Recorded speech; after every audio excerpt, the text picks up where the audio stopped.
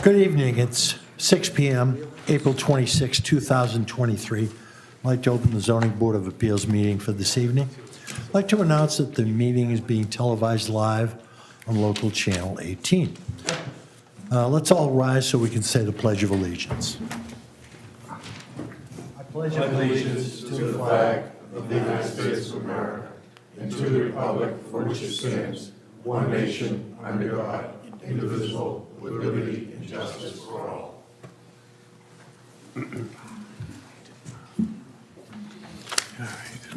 Okay, next, does anybody have a public comment regarding anything not related to any agenda items tonight?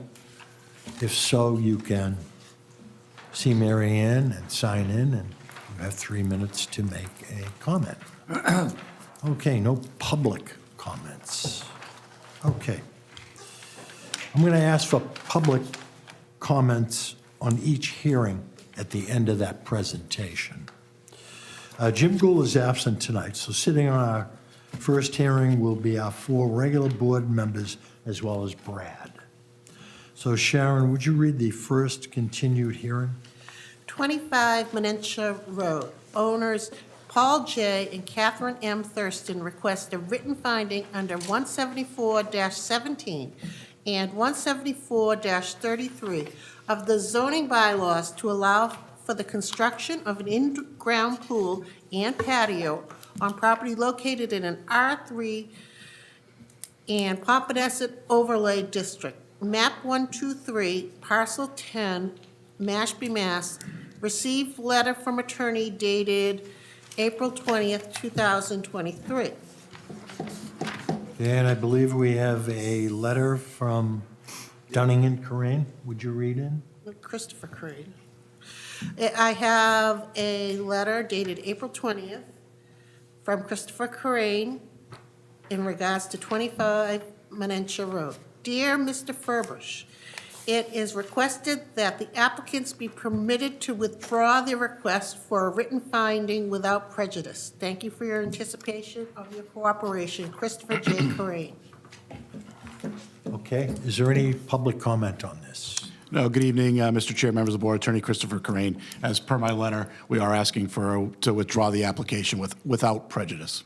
Okay, Ron, we need to make a motion to close the public comment section of this particular hearing. I'd like to make a motion that we close public comment in reference to Paul J. and Catherine M. Thurston, 25 Menincha Road's application for a request for a written finding. Okay, do we have a second? Second. Okay, Scott seconds. Brad, how do you vote? Yes. Scott?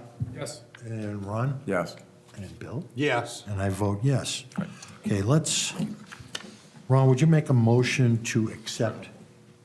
I'd like to make a motion that we accept the withdrawal without prejudice from attorney Chris Corain by letter dated April 20, 2023 in reference to Paul J. and Catherine M. Thurston of 25 Menincha Road's request for a written finding. Okay, Brad seconds. Brad, how do you vote? Yes. Scott? Yes. And Ron? Yes. Bill? Yes. And I vote yes. Okay, that takes care of that. Exactly, we'll do it together. Nothing to sign, right?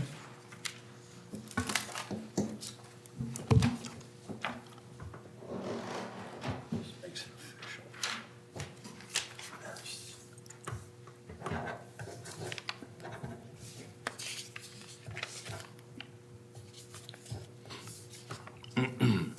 Okay. George, you're going to sit on the next hearing. And Sharon, would you read the next continued hearing?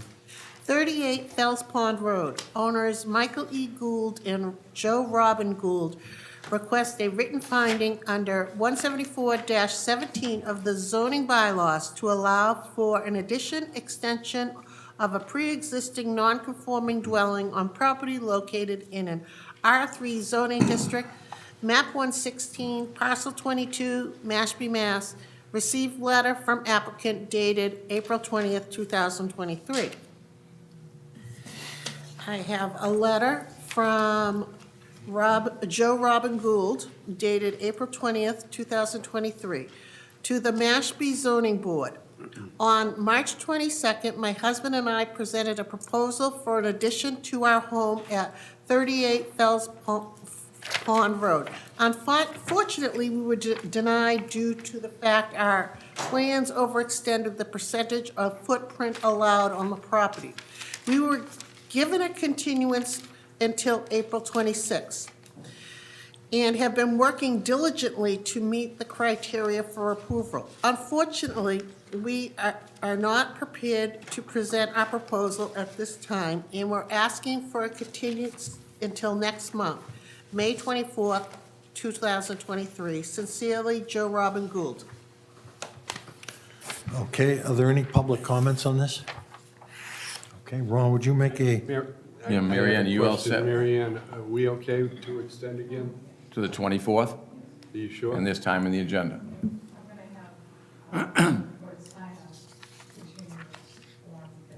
I just don't want to see it extended beyond the allowable period.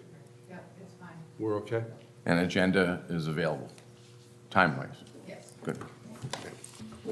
okay, Ron, would you make a motion to close the public comment? Certainly. I would section like of to this hearing? make a motion to close the public comment in reference to 38 Fells Pond Road, owner Joe Robin, and Michael Gould. Said hearing was in reference to, so I'm just continuing. What were they actually asking for, Mary Ann? What? Pool. So was it a, No, it was an addition. was it a written was a written finding? Was it- finding. Extension, So- addition, In reference extension. to a written finding, said extension is up and until May 24th, 2023, and outlined in a letter from the owners dated April 20, 2023. Okay, George, how do you vote? Yes. And, let's see, Scott, how do you vote? Yes, And Ron? Yes? Bill? Yes. And I vote yes. Okay, so let's, any further discussion? Okay, any further discussion on this by anybody on the board? Okay, so Ron, make a motion if you would to accept this letter. That was to close public comment, the first one. Okay. This is for, For the No problem. extension. I'd like to make a motion that we accept the extension request dated, by letter dated April 2023 by Joe Robin and Michael Gould of 38 Fells Pond Road. Said extension is in reference to a written finding at their residence, and the request for extension is up and until May 24th, 2023. okay, George seconds. George, how do you vote? Yes. And Scott? yes. Ron? Yes? Bill? Yes. And I vote yes. Okay. Need to sign this.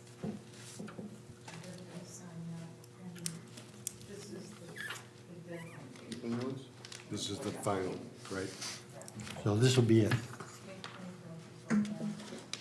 No extensions past that.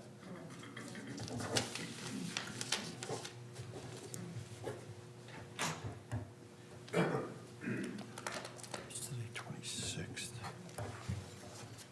After that, at that date, they have to either be heard or withdraw.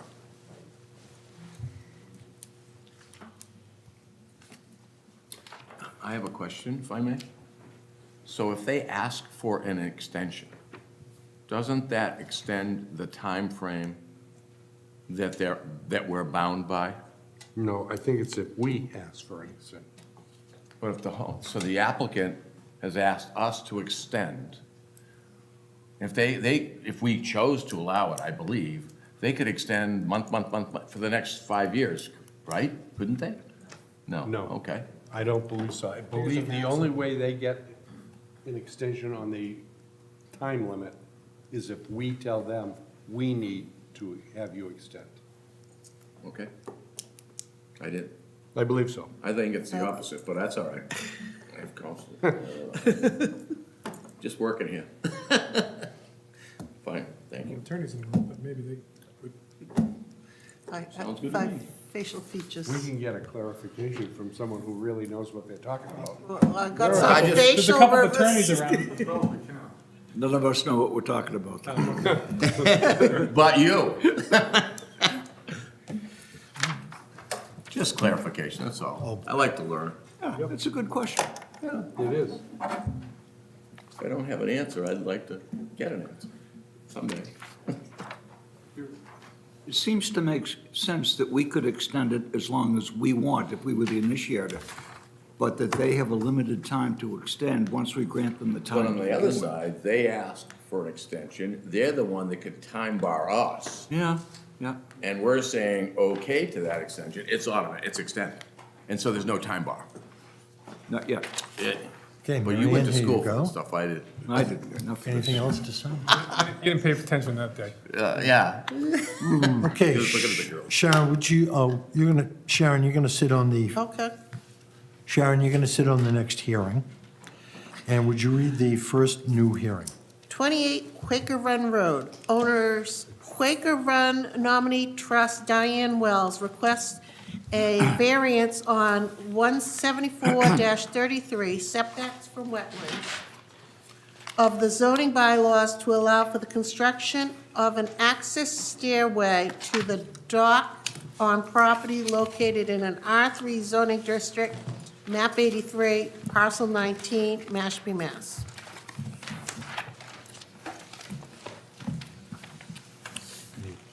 Papers?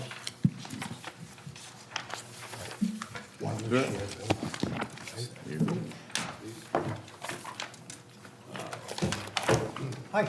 Good evening.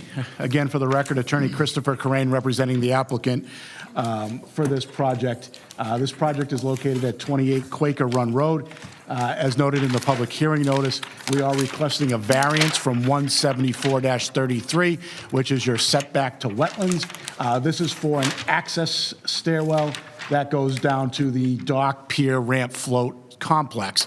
Under your bylaw, the ramp and float and piers are exempt from 174-33, but the stairs that get to the ramp are not exempt, so that is why I'm here before you tonight. It's a pretty simple project, ones that's come before this board before. The stairway is located entirely within Coastal Bank. There's an approximately 28-foot slope from the top of the Coastal Bank down to the ramp and float, so, from a safety, egress, environmentally sound, design, we've created the access stairs, so you're not creating a path that may further degrade the environment. So that is what we're here for tonight. All these structures that are within this wetland have been approved by the Conservation Commission. So the dock, the pier, the stairs have all been approved. The house is shown on this plan, but it is not part of this application. It does not require any relief from this board. And I know Dave can attest to that.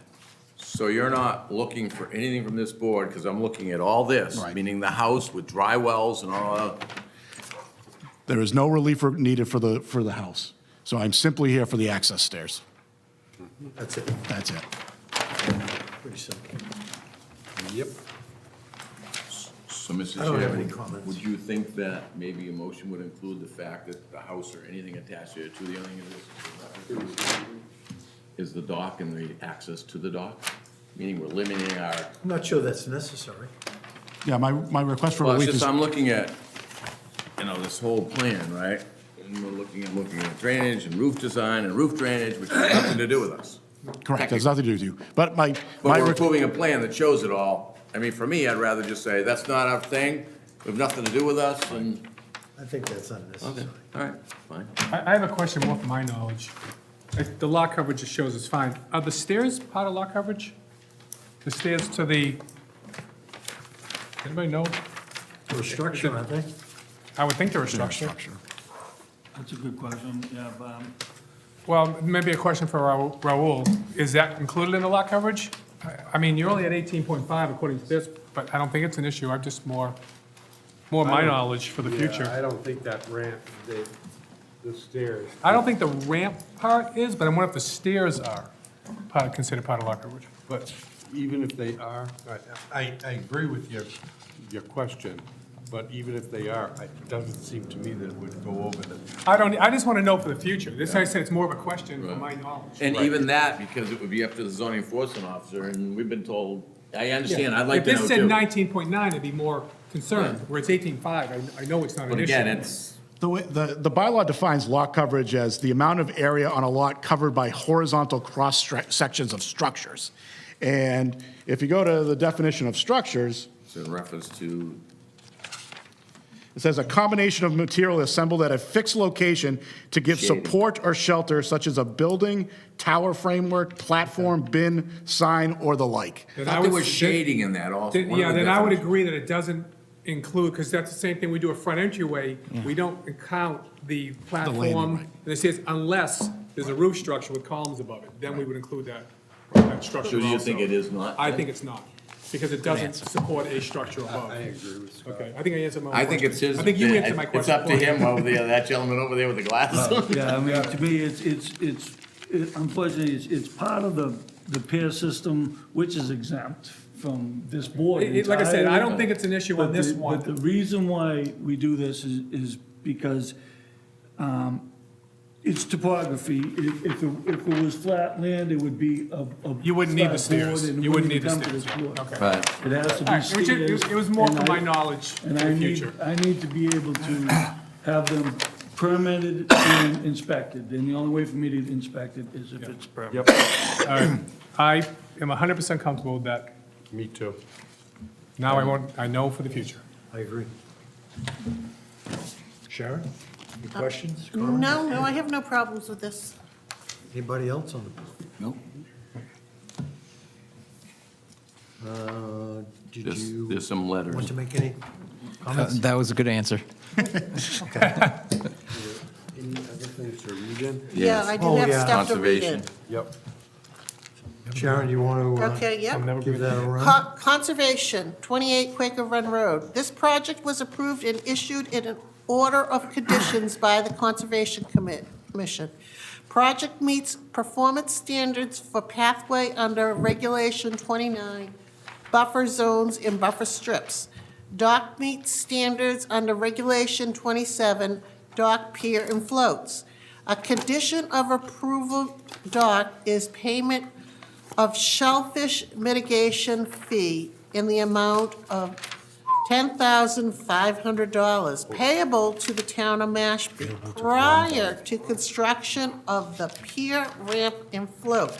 Condition 7 of the order of conditions under DEP file number 43-3215.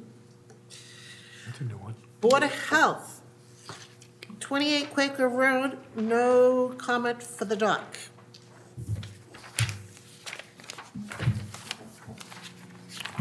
That's it for comments, right? Yeah, I don't see anything I think else. that was it, yeah. Anybody in the audience have any comments on this? May I ask the applicant a Not the quick shellfish. question? Sure. What's the amount of the variance you're seeking? 50 feet. So it's, It's completely within the coastal bank. Completely with so it's gonna state that 50 feet's required and you're within, you're close, you're at 0. Correct. Is that the way to? Correct. Yep. We need the full amount of relief. Gotcha. Okay, so there's no public comment. All right, Ron, why don't you make a motion to close the public comment? I'd like to make a motion that we close public comment in reference to 28 Quaker Run Road, said 28 Quaker Run Meeting Road, trustee Diane Wells seeking a variance under 174-33. Second, Okay, Sharon seconds. Sharon, how do you vote? yes. Scott? Yes. Ron? Yes. Bill? Yes. And I vote yes. All right, any further discussion before we vote on this? Okay, hearing none. Ron, would you like to make a motion on this hearing? Certainly. I'd like to make a motion that we issue a variance to 28 Quaker Run Road, owner Quaker Run Nominee Trust, Diane Wells trustee. Said variance is under section 174-33 setback from wetlands. The zoning bylaws to allow for construction of an access stairway to the dock on property located in R3 zoning district, map 83, parcel 19, Mashpee, Mass. With following conditions. 1, Board has determined the applicant meets all conditions of a variance under Master General Laws 48, Section 10. 2, site plan prepared for Quaker Run Nominee Trust, Diane Wells trustee, 28 Quaker Run Road, Mashpee, Mass. Sheet number 1 of 1, date November 23rd, 2022, drawn by M.D., checked by M.C., prepared by Cape and Islands Engineering, drawing title Site and Pier Plan stamped and signed by Mark D. Dibb, civil number 45937, and Matthew C. Costa, number 52282. 3, zoning bylaw, zoning board of appeals issues a variance under section 174-33 in the amount of 50 feet. For clarity, 50 feet is required. The setback is, at this point in time, shown on the plan at 0, so the applicant is requesting a variance in the amount of 50 feet. Number 4, condition on all department comments read in the record, including but not limited to Conservation Commission. Okay, do we have a second? Second, All right, Sharon seconds. Sharon, how do you vote? yes. Scott? Yes. Ron? Yes? Bill? Yes. I vote yes. Great, thank you very Well much. done.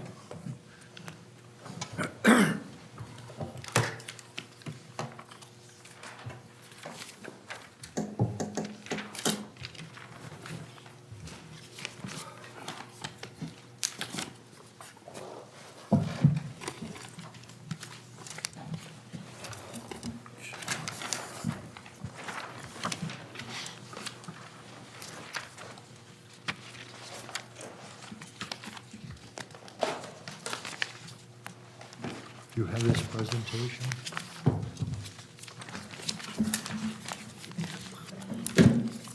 Oh, man.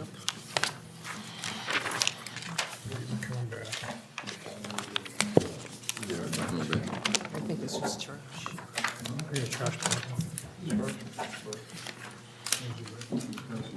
No, it's not. Quaker Run?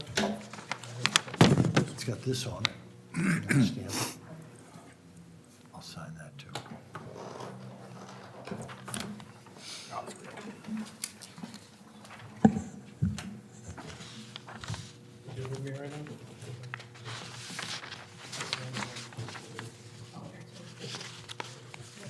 Okay, Scott. So just an aside for Member Bonvy, and other, like, I have projects before the planning board where if I specifically request to go beyond the date and the planning board allows it, then that's acceptable. I know Conservation Commission, they say if, as long as the applicant makes a knowing and voluntarily written waiver of the time deadlines, and they can be extended. You know, at some point, I don't, they can't, 5 years, at some point, the board may say, we're not going to extend it anymore. But, if the applicant makes a knowing and voluntary waiver in writing, I think that the board could accept that. I think I remember your dad doing that a few times. So if you ask us, you're the applicant, Yes. and we say And we yes. agree. That Right. extends. Yes. But Okay, if we don't make any ruling whatsoever, it automatically goes into effect. Is that correct? If you don't do anything, that I don't know. I don't know the answer. happens by I default. remember it happening, I've been Happens by around here for default. 17 years. Yeah. I remember it happening a long, long You're time. that old?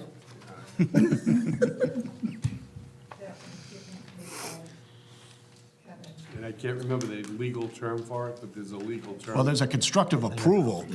If you don't do it, if you don't make a decision within a certain amount of time, and I don't request an extension, Ronald. and you just let the time lapse, then the project would be constructively The Maybe approved. that's what it was, Right. Chris. I'm not sure. That's probably, you're right. Right. You're right. Right. Okay, Scott is stepping down on the next hearing, and Charlie and Bob are going to sit on the hearing, along with Ron, Bill, and myself. So Sharon, would you read the next new hearing? 31 Wheelhouse Lane, owners Jack Foster, Allison Poole Foster, and Lawrence C. Foster request a special permit under 174-17.1, 174-17, 174-33 of the zoning bylaws and Mass General Law C-40A, Section 6, to raise a pre-existing non-conforming single-family structure and replace it with a new single-family structure on property located in an R3 zoning district Little Neck Bay, map 120, parcel 165, Mashpee, Mass. Good evening again, Attorney Christopher Corain for the applicant, the Fosters. This is 31 Wheelhouse Road. With me tonight is Tim Luff, who's the project architect, as well as Raul Rivera from Cape and Islands Engineering.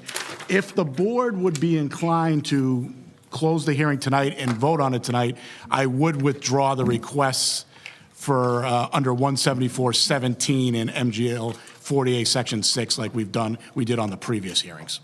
So I know that came up at our last meeting because I'm asking for additional forms of relief in case the bylaw changes and the project may get continued.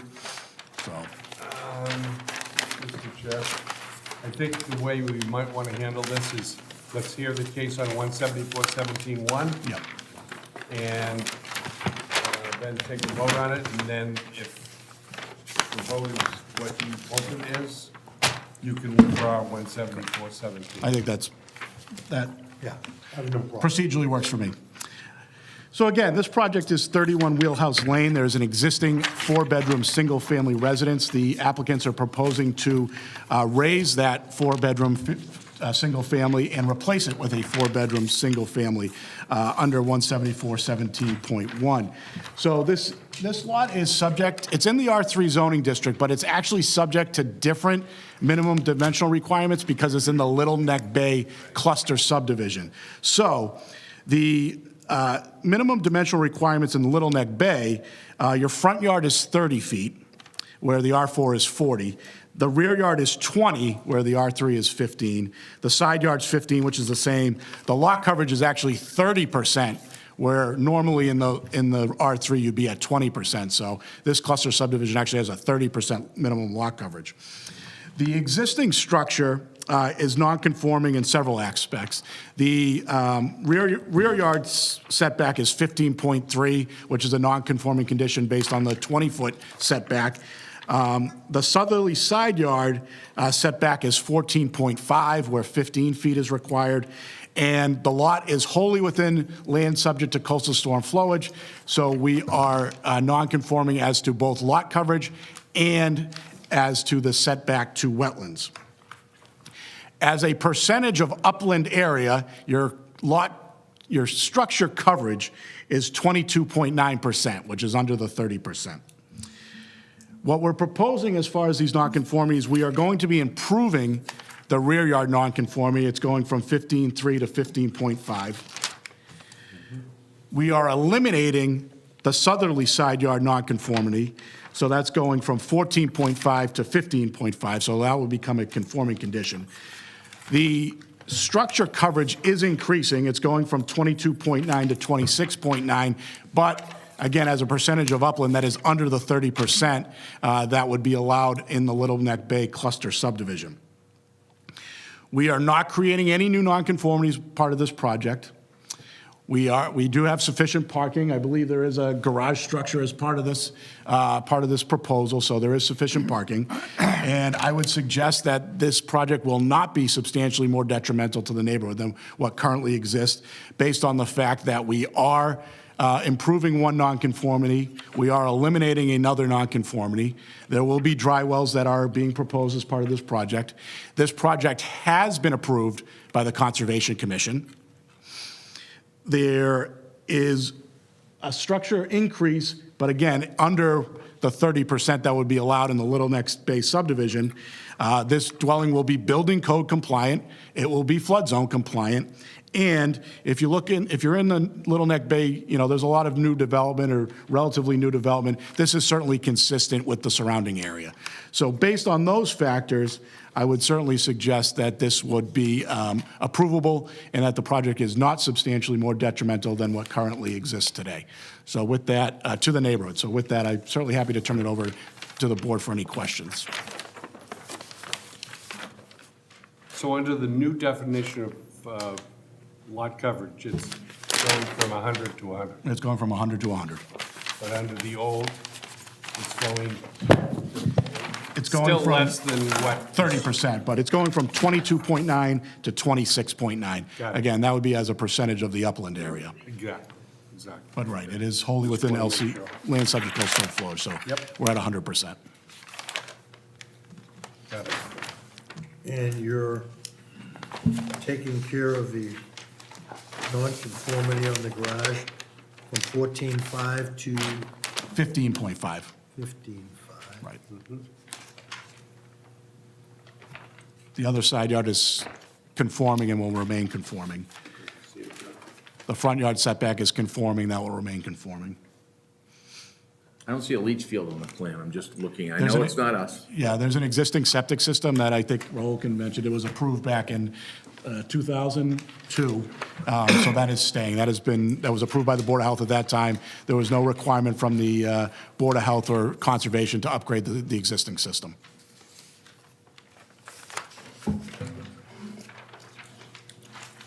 And again, it was approved by the Conservation Commission. Just needs a Title V. Yeah. Okay. Board of Health does say it needs a Title V inspection. And that can You're certainly, aware of that? Alex? yes. Yep. And that can certainly be conditioned as part That'll of be any approval. conditioned, yep. Right. And I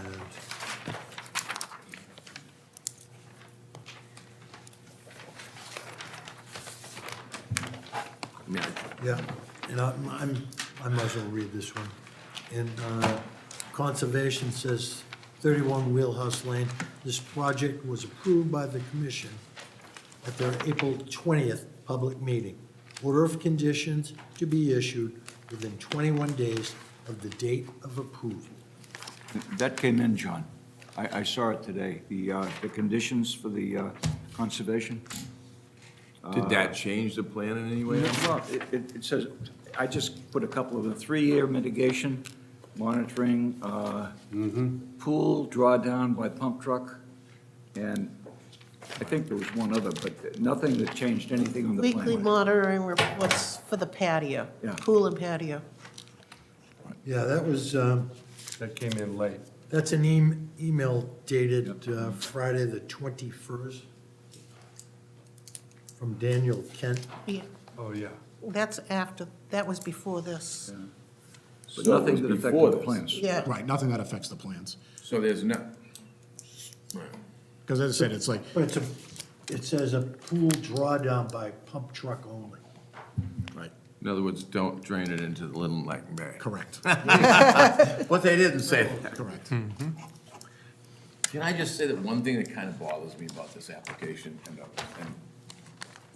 I was saying to other people in the world, in reference to tear down, raise and replaces, innovative system, right? Specifically this one that's so close to Little Neck Bay.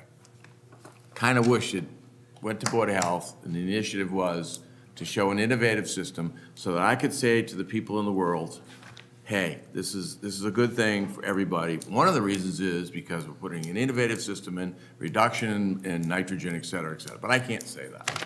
And that's a shame, because all that does, and people are already, I'm sure will see that, right? It's very clear.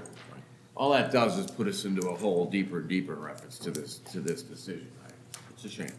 I need to go on record to say that. Understood. Well, that's Board of Health, though. Yeah, but as one member, I think that I could say in my heart and say, you know what?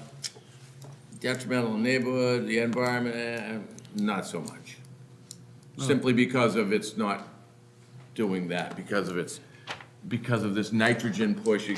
I mean, my brain is saying, can I, can't I don't know, I'm torn. But if And I you were to- understand we're not the Board of Health, I get it. But if you're denied the project, then you'd still have the same septic system, so it's not making it any more detrimental or But less I detrimental. bet you if this board did deny it, the applicant would probably say, innovative system just fine. That's my point. And Why didn't the Board of Health say? I don't think they have a Exactly, right, but I don't that's my think, I'm not point. so sure they have a right to, but I think we have the ability to the right to. I think the Board of Health has a right to. And Conservation, neither did Conservation. Conservation didn't make I any know, I change. get you, I get both sides, I really do. I'm just trying to be proactive, that's all. Yeah. But I get it. Why wouldn't Conservation say that? I mean, this one specifically, right? Right. I mean, man, I'm just torn. So if I could chime in, Raul Lizardi from Cape Bananas Engineering. So the property transfer in 2019. So as part of the transfer, the septic system was required to be upgraded by the Board of Health. The septic system was installed in 2019. I'm sorry, And- say that again? The septic system was installed in 2019, 2020. 2019. And, I'm sorry, installed in 2021, and a COC, a certificate of compliance, was issued in 2021. So that septic system Probably was is. approved by conservation, was So approved by it's- the health You're department. saying it's 2 years old? Yes, Here's my point, though. You could add a fast system to that, another tank, another X amount of dollars, and all of a sudden, you've reduced major nitrogen in that system. Correct? Do them all the time. That's my point. You could walk into this board and say, you know what? Because I want to make certain you're going to find, as best I can make certain, you never can make certain this board's going to find anything, because that's in our purview. But to be able to say to this board, I've done everything that I can to make it less detrimental to the neighborhood, I added in this case, a fast system, thus reduce the nitrogen down to 6 or 7 or 8 or something. Substantially different than what's in this system right now, or that's in the ground right now. That's all I'm saying. I mean, I understand the argument, the finding that the board makes is not that it's less detrimental or that you're making it less detrimental, it's substantially more detrimental than what's existing. And so, the fact that we're not putting in an innovative system doesn't, in my opinion, doesn't make the project substantially more detrimental than what's existing when we're making it flood zone compliant, we're making it building code compliant, and we're eliminating some of the nonconformities. Totally understand, but I'm talking about a major push in our community, reduce nitrogen, and we can substantially help it by a vote of this board. That's all I'm saying. Well- As one member, I'm just saying. Right. And I think going forward, I don't think you're going to see a project that doesn't have an innovative system going forward, so. Now, the system that's there now is 2 years old, is that? That, according to rule, yes. You think it would make a difference if it was a 10-year-old system, in terms of how we should look at it? Legally, it shouldn't make any difference at all, right? That system, correct me if I'm wrong, Title V rules and regulations as far as size system haven't changed for several years. The system was 5 years old, it wouldn't be any different. Yeah. If they pumped the tank and solids didn't get out into the system, if it was a 5, 6, 7, 8-year-old system, wouldn't matter, technically. Correct? Okay. What would make a difference is put a fast system in there, backup generator, all of a sudden nitrogen comes down and goes pop, pop, pop, pop, pop. Correct? Thank you. That's all I'm saying. No. And you know what? I did, whatever, our part. Yeah. That's all I'm saying, and I get, we're not the Board of Health, I get it, but we're the last board in the say, we're the last board that says yay, nay, right? And as far as I'm concerned, I think we have the authority to say, you know what? I want to have nitrogen reduced there, and the way to do it is a system right there. I'm telling what the system is, but I know there are systems that you can put in. I do them all the time, and that being said, it's not a big deal, and frankly, it would substantially help the environment, et cetera, and it's going down the path that this community is going down. This board, in my opinion, is here to represent the community. No, I understand that, but again, it's not, I'll go last. it's not necessarily the board's finding that, we have to improve what's going there, but we're doing that anyways in other fashions, so, and again, it was. I don't want to beat a dead horse. And you can continue, but I'm all set. I think you understand. Would where your we're- client be willing to put in a fast system? I think that they declined to do that. I think they were, it wasn't required by conservation, it wasn't required by the Board of Health. See, I believe, and I could be wrong, Board of Health cannot require it. Conservation, I don't think can require it. This board can require it. Well, I think I think they have the not authority to sure. require No, it as they, under well. Title V, Raul, can the Board of Health require, in this scenario, under existing Board of Health regulations, state and local, a fast system? Under the existing Mashpee Title V existing regulations, can they require one? if they find that what's there is harming the environment or the public, they can. Do you concur that a Title V system would reduce nitrogen going into the soils? Title V or fast? No, fast system, sorry. All right. Fast system. Any enhanced nitrogen reducing system reduces more nitrogen than a Title V septic system. Right. So I'm saying this, I believe that this board has the right to say, you know what, specifically, you're so close to Little Neck Bay, you're looking for a finding, you know what? Go back, redesign the system, and a D-Night system or an innovative system, I say I don't care what system, I don't want to use the word fast or any other, that's not my purview. But I know what a fast system does, and I know what some other systems do, and it's not like a heavy lift. It's not like $100,000. It's not like that.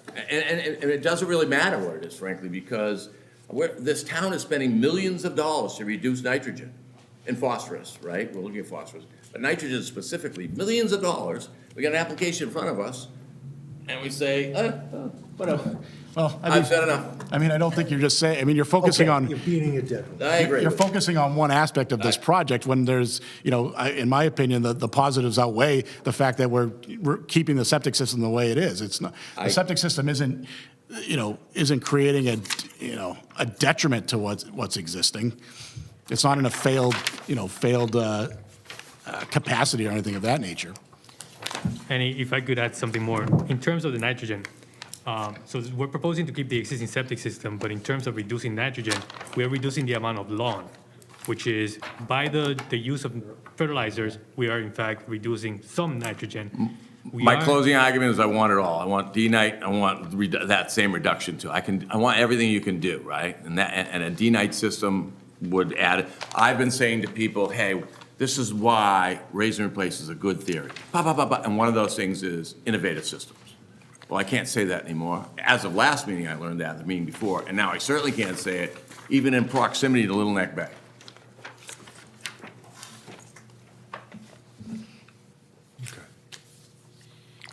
Bob, any thoughts? No, both sides have a point. I mean, I see Ron's point, absolutely. Charlie, any thoughts on this? No, yeah, the only question, if it were determined that the type of system that Ron's talking about should be installed within proximity to wetlands or water, whatever it happens to be, where does that come from within the town? Who initiates So it? right now, the Board of Health has their regulations, and they are looking at new regulations to deal with things like this. And they're coming down the road, and maybe next week, maybe a year, I don't know. So it'd be Board of So Health. Conservation has their regulations. Yeah. Our regulations are encompassing. We could say, we don't like the width of that driveway. We want it a foot wider.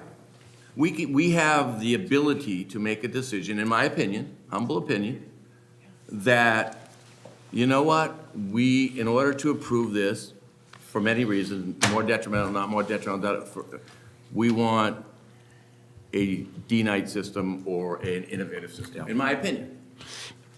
Just to go back to conservation for a second, they could, if they felt that it should have a denitrification system, they could have made their approval based upon that.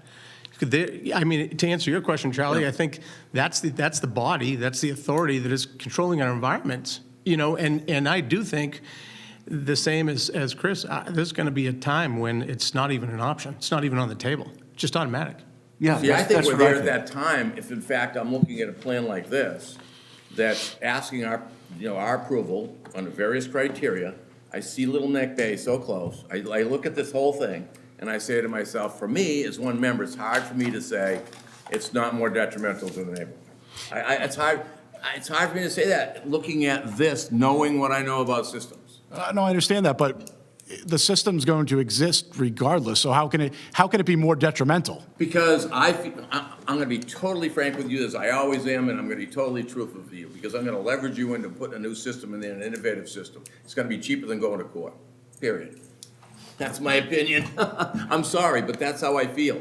I'm gonna drive an applicant down a road that says, you know what, I'm not gonna appeal this, I'm just gonna put the darn D-Nite system in because it's cheaper to go that route. And I'm gonna be totally honest with you, that's the way I am. You know, it is, the question is, should Jack Foster, Allison Poole Foster, and Lauren Foster be the first individuals to have us require that a D-Nite system be installed in their... Well, sooner than later, Charlie, so people are gonna have to require it to be on sewers, and they're gonna have to upgrade their systems. Specifically, the ones sooner than later are gonna be the ones closest to the water bodies. I don't Little disagree Neck with your Bay. principle at all. Yeah, I mean, it's just, I'll give my opinion. If, in fact, this board turns this petition down and it does go to court, we will be overturned so quickly because they have proved to us that what they're doing is not more detrimental. It might not be as good as you want it to be, but it's not more detrimental, and the court will overturn us in a heartbeat. well, I mean, I think that's the way you phrase, as I say, it may not be exactly what you want, it may not be the best, but it's certainly not more detrimental than what exists, given the flood I zone think- compliance, But- building code compliance, What I setback think- compliances. What I think Ron has sent out is a clear Yes. message that when you come in front of this board going forward, you need to take into consideration the nitrogen problem that we have in this town, we have all over the Cape, and include that as part of your presentation so that we don't run into this kind of a quagmire again. Right, absolutely. Well, I think that what you've stated the case, and I agree with you. If anybody was going to take a bite of this apple, it would have been Board of Health and Conservation. Right. They're really in charge of that, and they didn't do it. So, and again, it's not more detrimental, what you're proposing, than what currently exists in that septic system, so. I see Ron's point, but, Same. you know, I'm not sure that this is the place to make a stand on this particular hearing, but, okay. Anything else? Did we read everything in? Yeah, everything's been read in. Okay. Anybody in the audience have any comments? Okay. So, yeah. Ron, would you make a motion to close the public comment in this hearing? I would like to make a motion that we close public comment in reference to 31 Wheelhouse Lane, owners Jack Foster, Allison Poole Foster, and Lauren C. Foster. Said hearing was in reference to a special permit under section 174-17-1. Counselor, would you want to ask for, no, that'll be next, I'm sorry. 174-71, 174-17, and 174-33 of the zoning bylaws. Okay, do we have a second? Second. All right, Charlie seconds. Bob, how do you vote? Yes. And Charlie? Yes. And Bill? Yes. I'll vote yes. Ron? Yes. You were going to ask for withdrawal, right? I will, presuming that I have at least 4 votes. You may not want to consider mine. That's why I said at least 4. I can tell you that. You know, I don't know if the board could take us. 17? No, because he's trying to backstop. I know where he's at. Right. If he doesn't have 4 votes, he's not going to withdraw. His other is Right, I would 117. continue the hearing. Yeah. You know, Oh, I get you. so, I mean, I get the sense Okay. that I have the 4, but I think you wait to a vote. that's fine. Why don't we do it that way? All right, so how do you want to do it? Why don't we take the vote on 174-17.1? And leave 170, and leave, in the motion, you're not going to want to include 17? No. Correct, because I'll Okay. withdraw, if the vote's favorable, I'll withdraw those. So the motion will be made, if asked to be made, 117, 174-17-1 and 174-33. Yes, That's it. that's it. Okay, any further discussion before we vote on this? Nope. Okay, Ron, would you make a motion on this hearing? Certainly.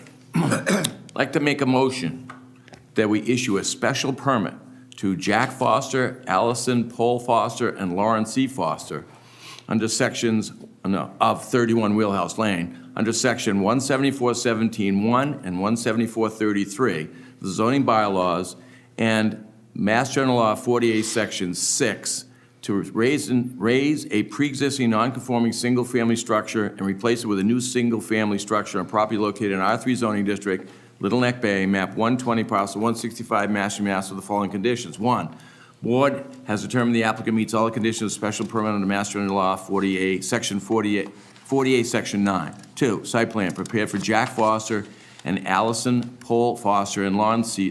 Foster, 31 Wheelhouse Lane, Mashpee, Mass, project 31 Wheelhouse Lane, date March 1, 2023, drawn by WHN JVB RLR, checked by MC RLR. Revision 1, date 3/30/23, prepared by Cape Islands Engineering, signed and stamped by Matthew C. Costa, number 52282, and Paul Lazardi Rivera, number 46845. Building plans.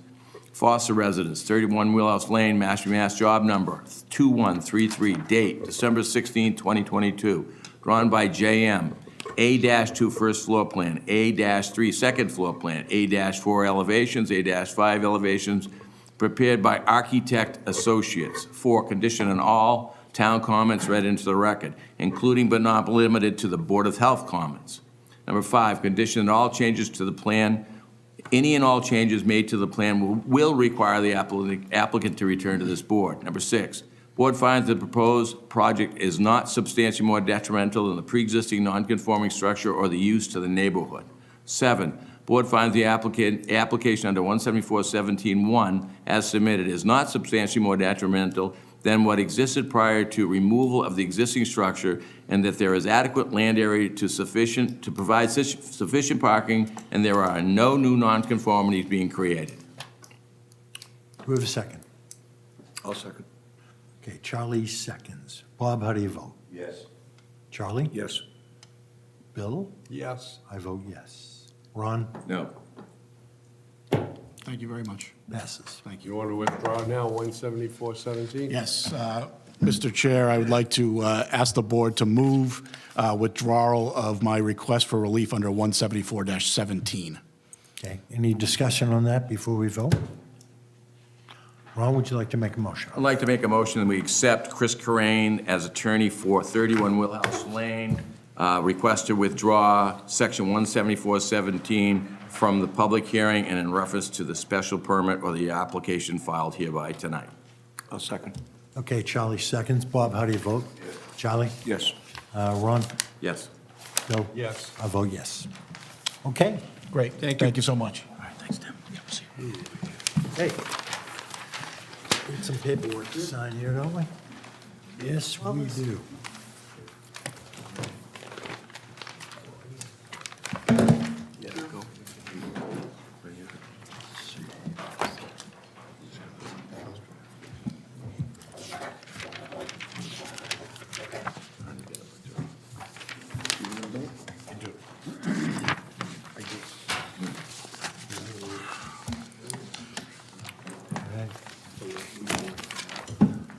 Pass the paperwork in, would you?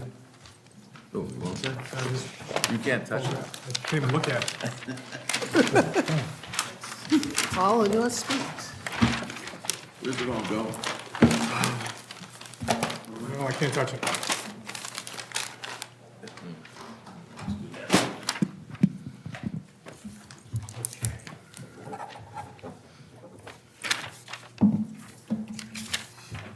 This is junk.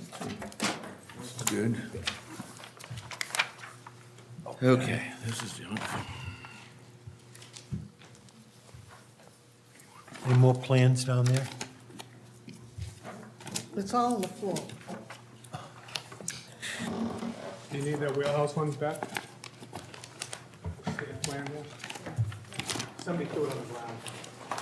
I'm just saying. Wasn't Wonder me. who that would be. Well, wait a second. I didn't realize you wanted it back. You handed it to me. I couldn't, hey. I wasn't involved. She always gets it back. I was just gonna leave it there till the end of the night. Pass that one down. Not the plans. Come on, play Do you along. need any more of All right, this? we're on Buff Lane here. Buff Ave. Bluff. That's bad. Brad, you're gonna sit on the next one.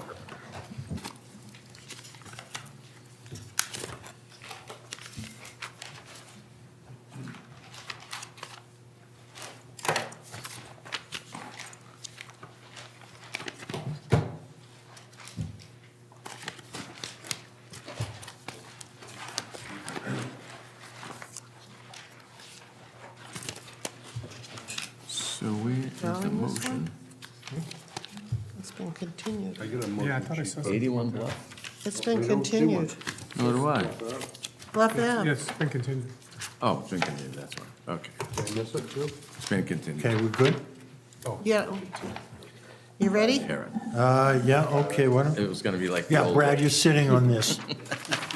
So go ahead, Sharon, if you would. 81 Bluff Avenue. Owners Ryan and Kristen Lenhart request a special permit under 174-17.1, 174-17, 174-33 of the zoning bylaws in Mass General Law C-40A, Section 6, to raise a pre-existing non-conforming single-family dwelling and replace it with a new single-family dwelling on property located in an R3 and Papaneset Overlay District, map 118, parcel 60, Mashpee, Mass. Good evening again, Mr. Chair, members of the board. Attorney Christopher Corain representing Ryan and Kristen Lenhart.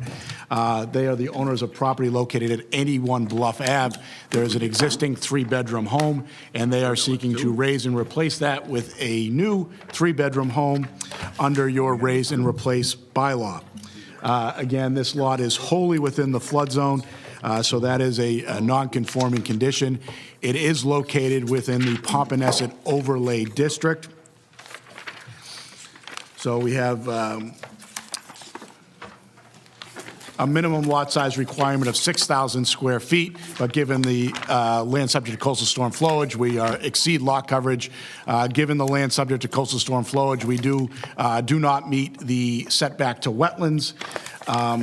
We also do not meet, we have non-conforming conditions as to the rear yard setback, which is currently 13.8, where 15 feet is required. Neither of our side yard setbacks are conforming, currently 11.6 and 11.8. I just would point out on the front yard setback that When you're done with the site plan. the minimum requirement in the Pompanesett Overlay District for the front yard is 25. However, the average of each dwelling on either side is 20.75. So our proposal is 21.1, so based on the bylaws definition, that is a conforming condition because we exceed the average of both sides. This proposal will eliminate all rear yard and side yard nonconformities. The overall lot coverage of structures will decrease in this proposal. The new structure will be flood zone and building code compliant. Time out for 1 second.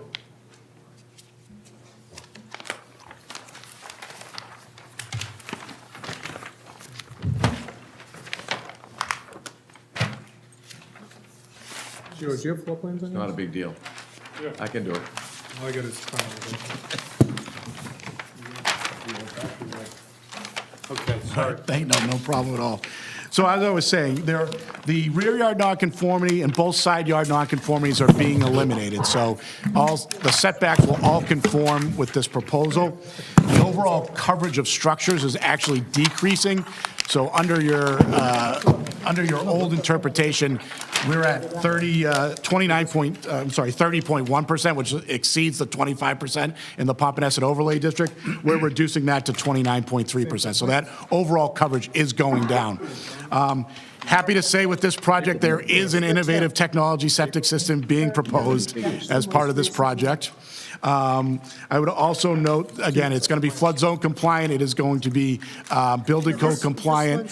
There is a paved driveway, which as shown on the plan will be a pervious stone driveway, so reducing impervious surfaces on site with the reduction of pavement.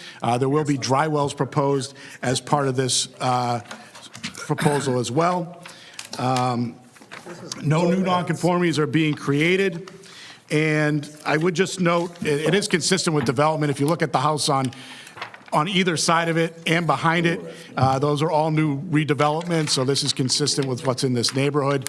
The only thing I would point out at this point is that this project did go before Conservation at its last hearing.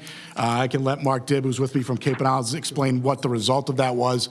That meeting was continued on what I think is two real minor things. They wanted to review the septic design, and they wanted a fresh look at the retaining wall that goes around the septic system.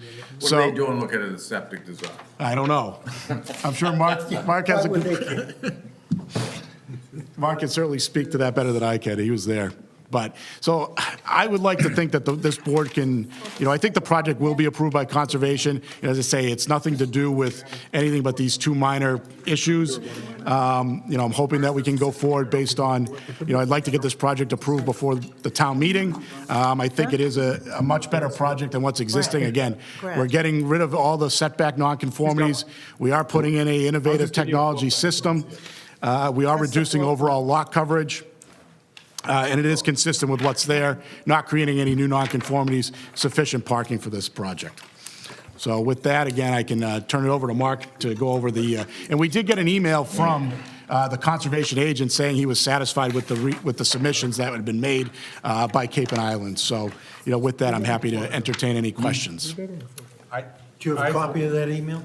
Yes. Yeah. I never got it. Well, it was sent directly to Mark. I did forward it to Mary Ann this afternoon, about noonish. That's okay. I, as one board member, have no problem conditioning But it they on were existing at approval. 30, right? Existing No at 30. building permit will be issued until the Right. Conservation Commission approves it. Correct. I would have no problem Thank you. conditioning any kind of a vote on that. Right, thank you. So if you were to obtain an approval, I presume you are going to also erase 174-17? That is correct. So if there were a motion made and you felt you obtained an approval, the motion would not include that? That is correct. So this, for clarity's sake reasons, this is an innovative system, yet conservation is gonna take another look at it, even though it's innovative? So the concern raised at Conservation was the retaining walls. And regarding the septic system, they wanted to see the profile to verify that the retaining walls are necessary. Because it's, based on grade, separation to groundwater, and if you Do you have an impervious barrier at that wall? Yes, correct. And maybe, would it be helpful just to read those two sentences? Basically, both conservation staff felt we responded appropriately to the septic system information provided. We also, along Bluff Ave, removed an entire section of essentially landscape wall. These walls are only 18 inches tall. We removed that wall as well. And you'll see it's very clear by the two sentences on that email. Even Zach at the health department weighed in, saying the walls around the septic system are designed appropriately and required. Are the So- walls for breakout?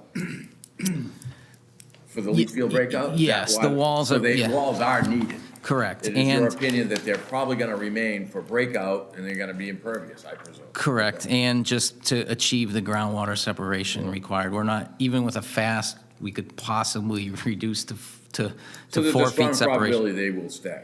Then you won't have to Correct. change the plan and come back to this board. Correct. David? I have an issue with them. You hold them back, it's about 4 feet of soil with and we generally have a 5-foot setback on the retaining walls. And these don't have that. On the south, These probably are gonna be like 5-foot retaining walls. The- I'm looking at, the elevations on the old plan, 6'8", and now it's up to 10'6". That's about 4 foot of fill. the top of the wall on the bottom left, I'm gonna say, left, right on the plan. The top of the wall is at 8 or 8.5. I believe there's a spot shot at the top of the wall. And the existing grade is 6. Yes. You say it's only 2 feet?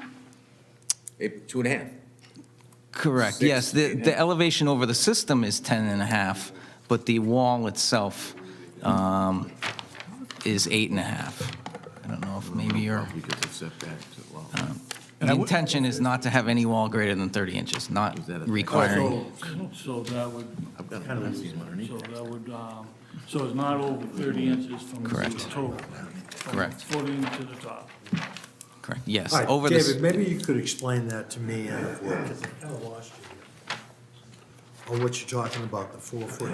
Well, we've had this situation before, we had retaining walls, some of them up to 8 feet tall, that were right on the setback, and we made an agreement with the designers that we'd have a 5-foot setback according to the bylaws as an. 5 feet away from the property line. Yes, as on an any wall. uninhabitable structure. And how far is this setback? These are close, but he's saying that it's gonna be less than 30 inches. Correct. The cover over the system is the 10.5. I think you're seeing the top of the wall, though. You know, as soon as we get off the system, it's coming down, so we still meet breakout, but the wall is only, Closer than 5 feet. yes, but the wall is definitely closer than 5 feet to the property line, but less What is the than. maximum height from finished ground on the outside of the wall, meaning not on the breakout side, on the opposite side? What is your maximum height there? 30 inches. Elevation 6 up to 8.5. So I think that's a judgment call by a zoning enforcement officer, because if he's gonna deny it, It's his call. it's his call. Well, I think what Dave's saying, if Boss it's under when it 4, comes to making those if it's under 4 feet, then it's, If it's under 4 feet, yeah, it doesn't need a permit. It doesn't need a It's not permit. really, it's not my call on that. right. So you're Do you want it at okay with 5 it? feet? If they have it at 30 inches, you know, if they have it under, that's kind of the agreement we had, because some of these were kind of ridiculous, you know, they were Right. bigger than they should be. Right. You know, the thing is, they're sloping, and I understand they're covering, they're covering the septic and then sloping it down, so they don't make it such an imposition to the neighbors. Right. So I see they're making an effort for that.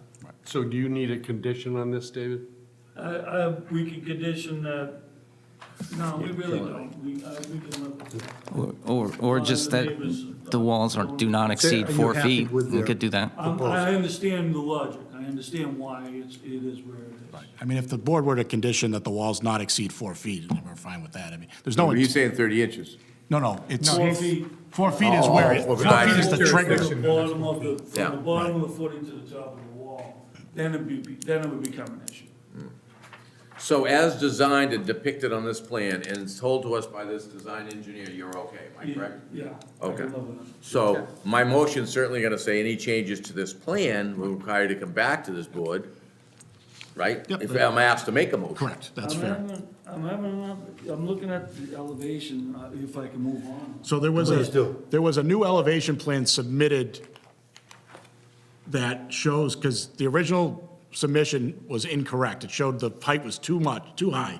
Right. But you should have a plan that shows the height at 30 feet from average grade. which 30 comes- inches. 30 feet. Oh, the house. house meeting, The house. this is a. Now we're moving to the house. Yeah, we It's a got, we different got, we have two different sets of plans rolling around. Right. I have the- Correct, yes. He has the right one. Now, Yeah. you got. That one has the you got roof deck and there's no the roof left deck. elevation. You don't have this The one. garage, I'm having trouble locating this garage. They shouldn't have even passed it out. There is no garage. Yeah, there is no garage. It's Oh, a that's screen porch. Yeah, there's no garage. It looks, yeah, it's a It screen looks porch. backwards. That's- All right, so, okay, all right, now I get it. I can see why you think it's a garage. It looks like two garage doors in the front. Right. That's it. I But, get it. yes, but the It does. plan that should be approved by this board should be the plan that depicts the height at 30 feet from average grade. Is there a date on it or a time or 421. something? 421. 421. Somebody's gonna, I don't have Has the it. plan in front of me. We're Those are eliminating incorrect, the those windows. plans that were passed through. I This is the do, correct plan. I do not have a It's motion under form, so I 100 square need feet, the correct? correct You site have- plan, the It's correct not drawn. building plan. Jonathan, open not up on your, this go drawing. to Oh, the maybe they next got rid of page. it. I got They can March take them 15th. out, on that this. means I'd let it go. That's site plan. This is the house I plan. don't have an issue. Look at your house plan. Next page. Flip the site plan all the way over. Got it. 421. There you That's go. the correct one. That's the correct one. It's not shown. There's It's no not roof drawn. deck, yeah, that's the correct one. The other one, it was kind of, well, it's not drawn. There is a set of plans we got passed to us that show the roof deck from March. Right, and they eliminated that. No roof deck. These plans should need to be looked at. That's first. Plans- These plans need to go I'm away. good. Okay. They don't have anything. They're useless. I was just looking at. I that unfortunately back- picked up on the height issue late last week, so we were scrambling to get it Well, resolved. here's the problem. So if someone's made to asked to make a motion, Right. such as me, I don't have a motion form in front of me, so I'm gonna do it my old way. So I'm gonna look for an approved site plan, the site plan and a building plan. Correct. And if I make reference to the wrong one, someone needs to tell me it's the wrong one. So the elevation plan should be 421. Got it. That's And now. okay, and I'm gonna need a site plan too, if I could have the correct one. Yeah, the site plan should be dated today or. Yeah, what was the date? No problem. Piece of cake. So David, you've seen Keeps this. me on my toes. It says received 26th. But it says March. Piece of cake. It's easy. 424 on the site plan, final revision. Site Site plan, plan, 424. His it says March. is there a revision date on here though, somewhere? Should I have be, March 15th. I have March 15th. it should be Yeah. at the top of the title block right here.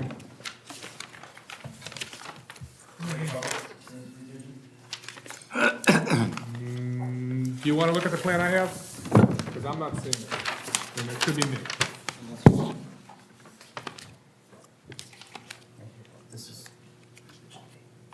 So this is the correct plan, and this is the correct, house plan.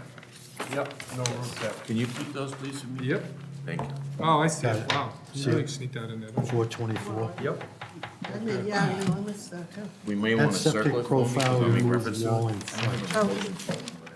Oh, this yours? Or how about over there?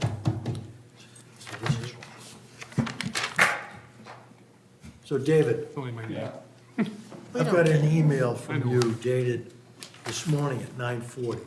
Thank you. It says, building height is measured from average original grade. Building exceeds the allowable 30 feet for Pompanesett overlay district.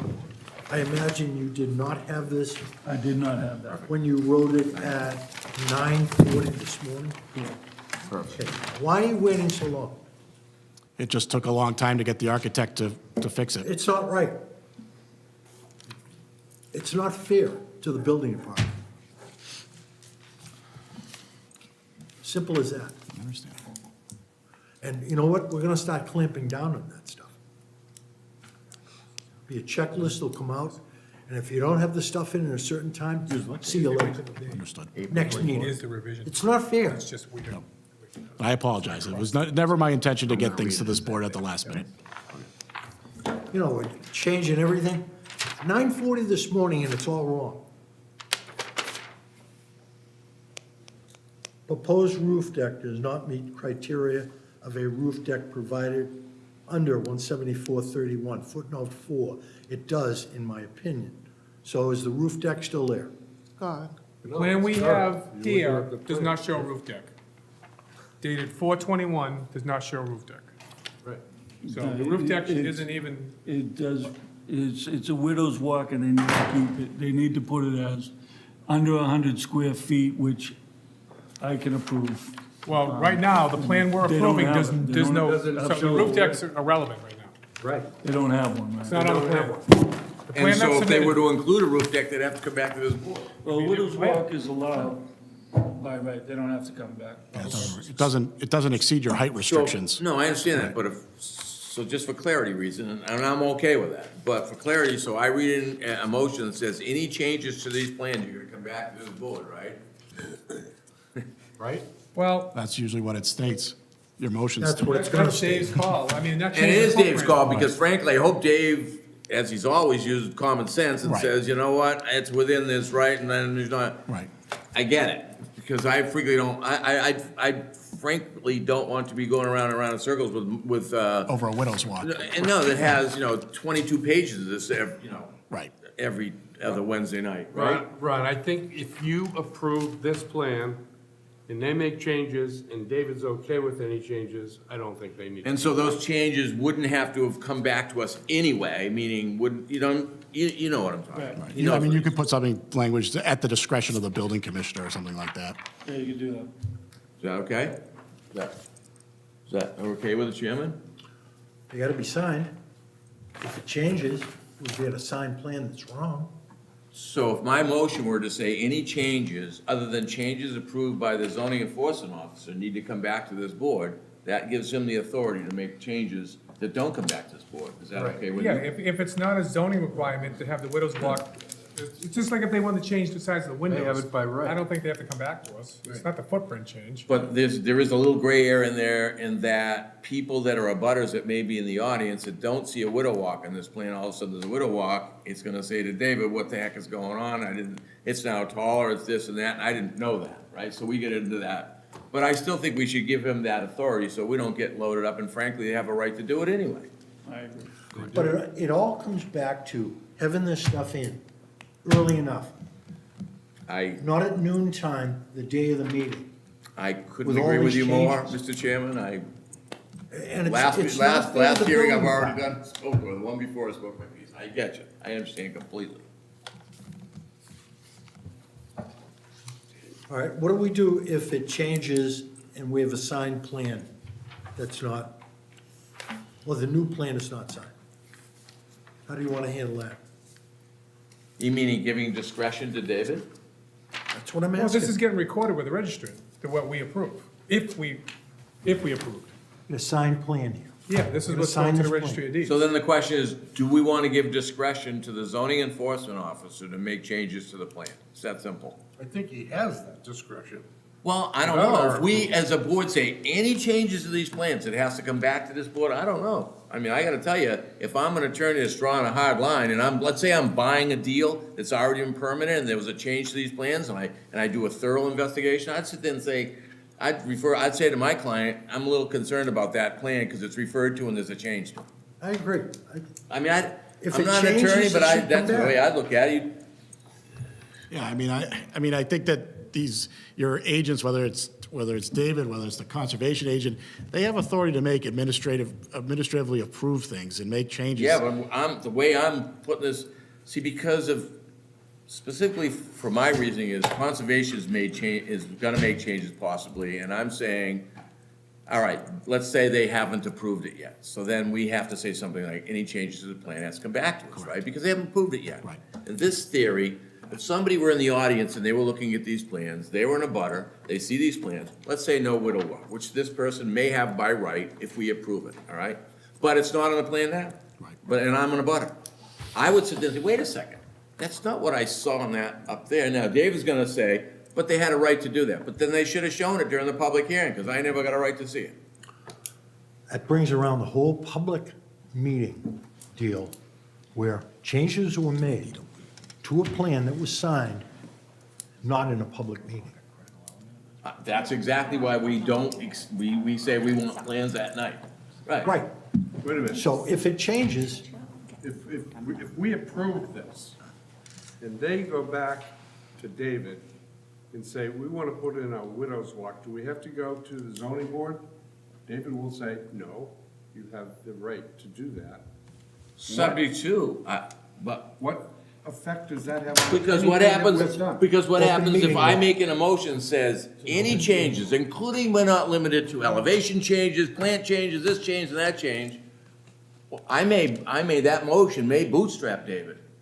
No, I think if you make the motion that we're approving it based on these documents that are in front of us, and they come back later on and want to do something that does not need to come in front of zoning, that's between them and the building department. I agree.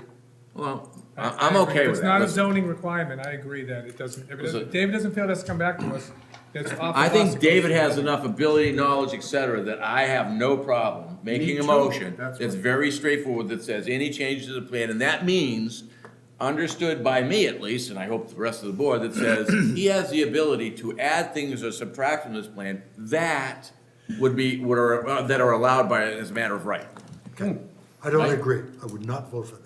Okay, well, you're the chairman, so that's what counts. I would not. I mean, I'll put it this way. Let me say something. This is an open meeting law deal, How so? because it's a public hearing, Yeah? and we're approving this plan. And if it changes behind closed doors, No. it and would not in an open meeting, and yeah, let's put in a widow walk afterwards, I'm not for that. I'm It not would- gonna sign off for that. I I see his disagree point. to the extent that it's That's not being done behind closed doors. It would be an application to the building commissioner to put in a widow's walk, and he'd have to approve If it it. meets the town But requirements. per Jonathan, I It's see got nothing to Jonathan's do with point. zoning board. But you know what, Jonathan's point, and I see his Not doing point, that's behind closed doors, and the abutter never gets to know that until he sees a widow's walk in the building. Well, I guess I can, I'm not I will gonna do it. affirmatively I will state not vote for that that the applicant will be going back to the building commissioner with a plan for a widow's walk. So it's on the record, it's public, it's put out in the public. So what if, So it's not, it's It not goes behind down closed to doors. John's point that it's the last minute and they don't have everything. so then you know what? If- We if should see- continue We can. I'm not going to sign off on this. What about if we do the following? What about if we agree that if you do put a widow's walk, you're gonna come back to this board? It's only an amendment. Yep. Or as an option, you can continue. It's a come back with minor plan with the widow's walk. modification, possibly, Right. possibly. I can only speak for myself. Well, it would be because it's, as of right. It's a minor So, modification. And I'm not even sure you would, well, if I understand the bylaw, and I'll double check, but I'm not even sure a modification like that would require a public hearing before this board. So, Well, but, that would be up to you how you We're in a file. public hearing right now. no, I understand that. So, yes, I think that if the applicant, we got approval tonight on this project, and we put a widow's walk in, they could modify that permit. With this board, you're saying? Sure. Come to this board, so, Come to the board, come back. If they approve the project Fine. tonight, you put a widow's walk in, we just have to put a modification in before this board to approve, but. Sure, is a widow's walk like the same as a fence? No, In terms of- No, it's, no. Okay, I But got it's it. exempt from that, but Okay. I think with if we can get the approval for the project tonight, let's just do that. If you want to get a widow's walk, we'll just get a modification. Okay. So it's not a big deal. Okay. Okay? Okay. All right, that's fair enough. That if we can, if we need to modify the plan to show a widow's walk, we will come back before this board. so if a motion were to read, if I'm asked to make a motion, it were to read the following, that the condition that any changes to the plans will require the applicant to return to this board at whatever form or manner this board determines needs to be Sure.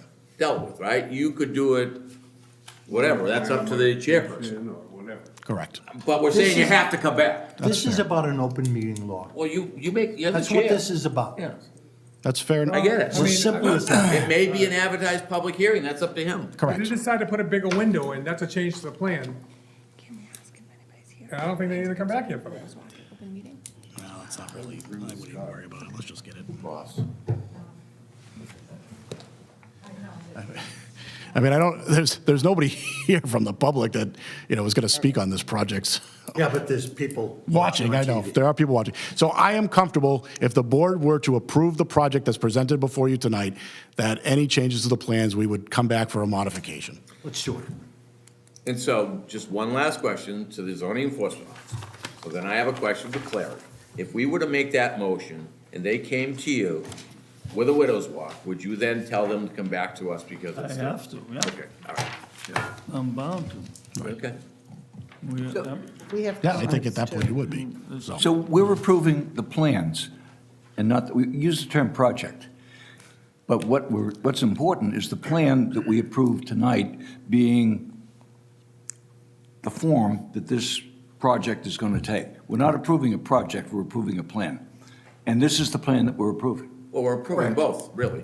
Right. Well, the plan lets them go to the project, but they need to approve the Yeah, plan first. exactly. Okay. And so any changes to the plan, any changes to the Make plan. it to the plan rather than the project. Right. Yeah, Exactly. That's good, yeah. All right. Any public comments out there? We have. Well, we have different, All right, let's read them in.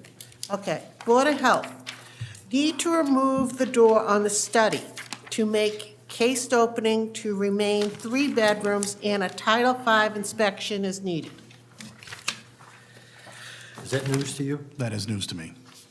Want to read it again? there's double doors on the study. Yeah, there's doors on the study. All right, well, if that's a condition of the approval to remove those doors, that's fine. Need Yeah, to that remove. makes extra bedrooms, right? Right. Yeah. Privacy. Okay. Yeah, I didn't, Conservation, this project was continued by the Conservation at the Commission on May 4th, 2023, for the receipt of revised plans modifying proposed retaining wall and site grading. Make sure you include that, Ron. Yeah. and certainly we agree Till we to, get something official from them. So it'll be, So it'll be all public comments read on the record from town boards, including but not limited to Board of Health and Conservation Commission. Right. So it's read on the record, boom, whatever's in read on the record, they're gonna do. They gotta do. Right, and you could certainly make it, the approval conditional on conservation approval. Well, it is, Right. because We are. it's subject to all, it is conditional.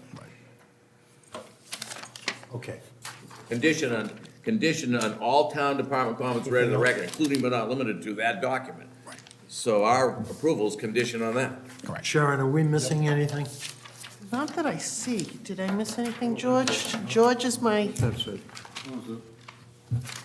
go-to when I miss. I don't think ever- That's Yeah, I think before we the got one that. I read, so this one I read is supersedes that. Yeah. Anybody on the board? Have any more comments, questions? Yeah, we have, You keep pushing it here. yeah. The fun begins. Okay, anybody in the audience have any comments on this? Yep. Ron, would you make a motion to close the public comment section for this hearing? I'd like to make a motion that we close the public comment portion of the public hearing in reference to 81 Bluff Ave owners, Ryan and Kristen Lenhart. Said application is for special permit under 174-17-1 and 174-33 of the zoning bylaw, and also MGA 48, Section 6. Okay, Brad seconds. Brad, how do you vote? Yes. Scott? Yes. Ron? Yes? Bill? Yes. I vote yes. Thank you. Okay, any further discussion before Ron makes a motion on this hearing? Okay, hearing none. Ron, would you make a motion? I'd like to make a motion that we issue a special permit under section 174-17-1 and 174-33 to Ryan and Kristen Lenhart of 81 Bluff Ave and Mass General Law 48, Section 6, to raise a pre-existing non-conforming single-family dwelling and replace it with a single-family dwelling on property located in R3 in the Papaneset Overlay Zoning District's map 118 parcel 60 Mashpee, Mass. In reference, and the motion is subject to the following conditions. One, the board has determined the applicant meets all the conditions of special permit under Mass General Laws, Section 48, Section 9. Two, site plan. Okay, prepared by Cape and Island Engineering, drafted for Ryan and Kristen Lenhart, 81 Bluff Ave, Mashpee, Mass. 02649, dated 4/24/23. And actually, that was a revision date. And what was revised was added septic profile, removed wall in front. And that's the site plan. It was drafted by, I'd like to make, so drawn by WNH, checked by MD. That's it. Number 3, building plans. Drawn by Paul Apkarian Architects, Inc., of, where is his location, does it say? Okay. Plans are proposed residence, Paragon Development, Mr. and Mrs. Lenhart, 81 Bluff Ave, Mashpee, Mass. Date of said plans, April 21, 2023, job number 2023/06, drawn by PMA, design PMA, scale 1/4 inch equals 1 foot. Number 4, condition on all town comments read in the record, including but not limited to Board of Health and Conservation. Number 5, conditioned on any changes to the plans will require the applicant to return to this board. Number 6, the board finds that the proposed project is not substantially more detrimental to the pre-existing non-conforming structure or use to the neighborhood, more than the pre-existing. Number 7, the board finds the application under section 174-17-1 as submitted is not substantially more detrimental than what existed prior to removal of the existing structure, that there is adequate land area to provide sufficient parking, and there are no new nonconformities being created. That's my motion. Second. Okay, Brad seconds. Brad, how do you vote? Yes. Scott? Yes. Ron? Yes? Bill? Yes. I vote yes. Okay, and then I will make my motion to withdraw 17417. Like to make a motion that we accept the applicant's attorney, Chris Corain's, attorney for Ryan and Kristen Leonard of 81 Bluff Avenue's request to withdraw his 17417 as outlined in his application. I guess that's the motion. That's it. Yes. Okay. Brad seconds. Brad, how do you vote? Yes. Scott? Yes. Ron? Yes. Bill? Yes. I vote yes. Thank you. Okay, I think we're good. Okay.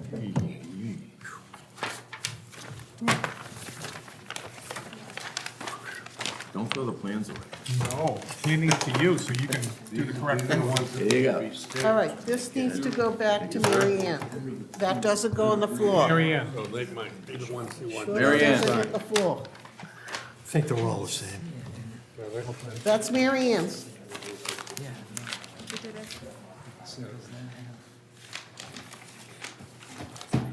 Now I got it all set up here again.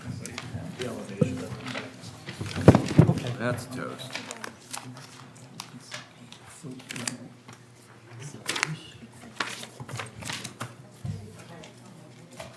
Yeah, it's, oh, yeah. Where's the date on this?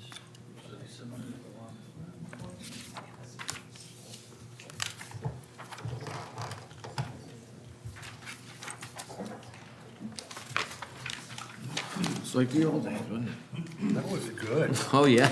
Yeah, great. Remember those days? I do. Stamp the second page. Not stapled, are they? The Wild Wild West. Uh-huh. Come on now. Anyway, you Okay, what do we only, we only have three more? 7:30. Right, exactly. I don't think the board's going to care too much. I don't even know what you would come back for, just an amendment, right? Yeah, Not just actually seeking relief. No, just just a modified plan.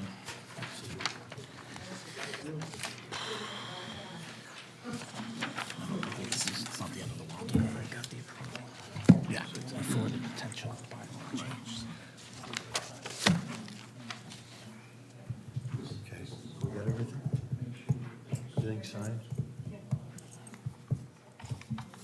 Presentation signed? Is there a presentation? Hold on. Nothing's easy.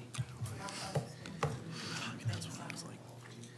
Hold on, until I get those architecturals done. When I talked to him last week. So Well, it doesn't. We don't need that, do we? get in touch with you guys in the morning.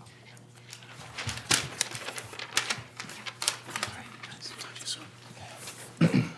It's a paper shuffle tonight, huh? Are we? Yeah. Yeah, I don't have that email. Okay, George, you're going to sit on this next one. And Sharon, would you read the next new hearing? 71 Monomoskoye Road, owner Timothy W. Leeham, trustee, requests a special permit under 174-17.1, 174-17, 174-33 of the zoning bylaws and Mass General Law C-40A, Section 6, to raise a pre-existing non-conforming single-family dwelling and replace it with a new single-family dwelling on property located in an R3 zoning district, map 108, parcel 9, Mashpee, Mass. Hold on one second. Sorry, everybody.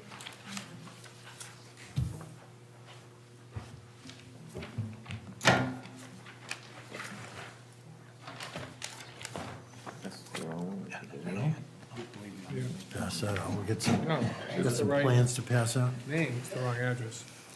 No, that's the right one. That's it. That's correct. Everybody gets It's a paper shuffle. Chris Corain's presentation. Yeah, we got this emailed to us. This is fine. This is- That's the latest date? Yeah, these plans have not changed.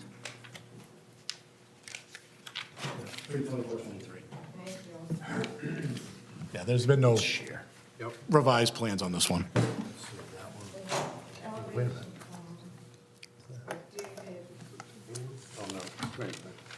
Mary Ann, there's a little sticky note that says 3/30/23 revised plan, 71 Monomoskoye. Yeah, we can take that off. So everything's fine? Yeah. Yep.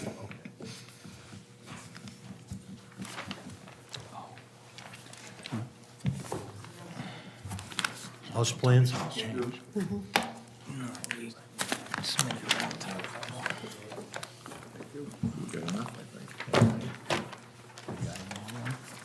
Lots of people today. Okay, thanks for being patient. Thank you.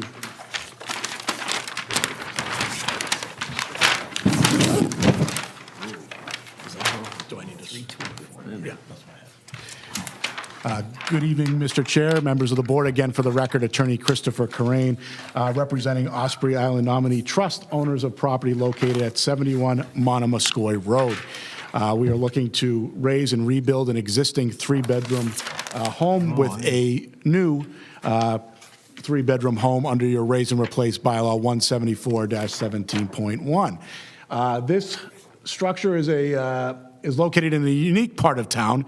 It is off of Hamlin's Pond, but it's pretty much on its own island. And the parcel itself is 9.2 acres. Most of it is water and marshland, but the parcel itself is 9.2 acres.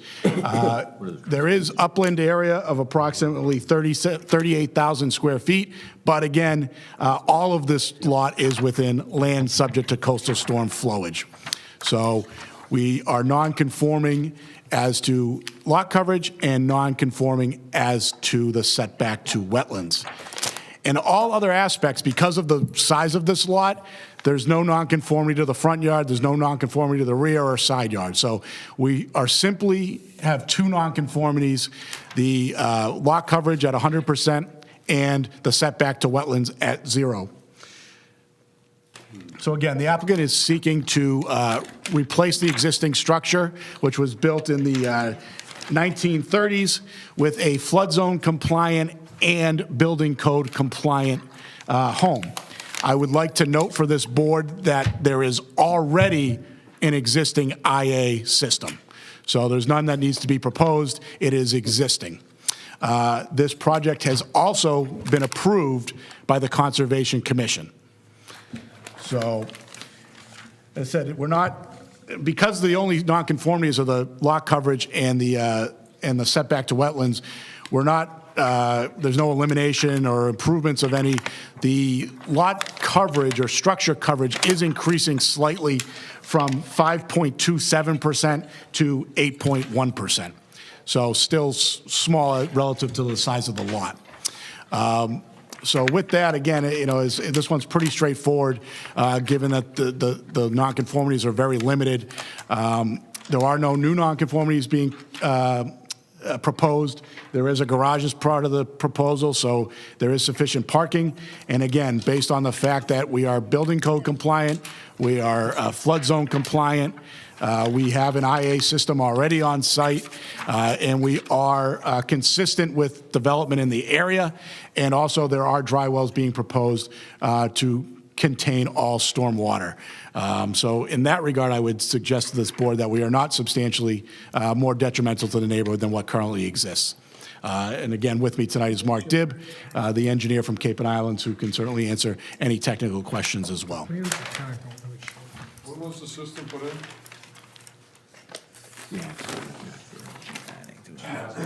2014. Look at the note. I'm trying to understand the note that says previously approved detached garage not to be built. Because Correct, now yeah. the new plan shows an attached garage. Is that correct? That is correct. There was- So where was the previously approved detached garage? Where was that approved? See the dashed lines? Yeah, no, I see that, but does it have a building permit now or something? Why would you no. even have to make note of that? It was, because this is also the plan that went to conservation, and it was previously approved through conservation. However, it never progressed to a building permit, so, you know, we just I mean, I showed know it. the site very well. I'm about, what, a half a mile away. I think it was just to give the conservation completeness of the Yeah. record. How does this access this? What am I missing here? Yeah, I see a lot of notes previously approved. I Yes, there presume was that a, was a prior, so what you're saying is that was a prior conservation approval process? correct. And at that time, the house was not being raised, you know, the existing, it was just a new garage, the new detached garage, so the reason we came back with a full new notice of intent was now we're Did conservation ask you things like, how you gonna, you're demolishing, and so you're working so close to all wetlands? Do they, just for my own, I mean, I have, you're tearing down a house on an island in the middle of wetlands all the way around you. You'd think you'd be very, very careful on how you tear it down, and how you disconnect this, and how They you do have that. conditions, there are Yeah. conditions. Yeah, But and- I'm not, And around the Beyond me. critical areas is a limit of work, which is erosion control. yeah, and I see that. And one improvement above the previously approved project was this accessory building that's Yeah. literally on the bank is being removed and not put back, so that was a significant improvement above the, so, you know, they approved it on Thursday night, and we're here. Took me a minute to figure that plan out. So at this point, If the conservation. garage is under the master, They approved it, but then they issued this further statement with conditions. Mitigation monitoring contract. There's three. Yeah. Close up, planning, construction. Oh, there. Here we go. That, I think you already asked this. When was the previously approved garage approved? What year? 2018. And this was recently approved Last within the week, last month. last week. Yeah. Got it. Okay.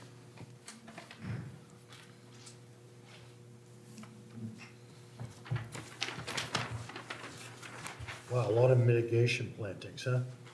A lot of work on this plan. Proposed structurally independent deck.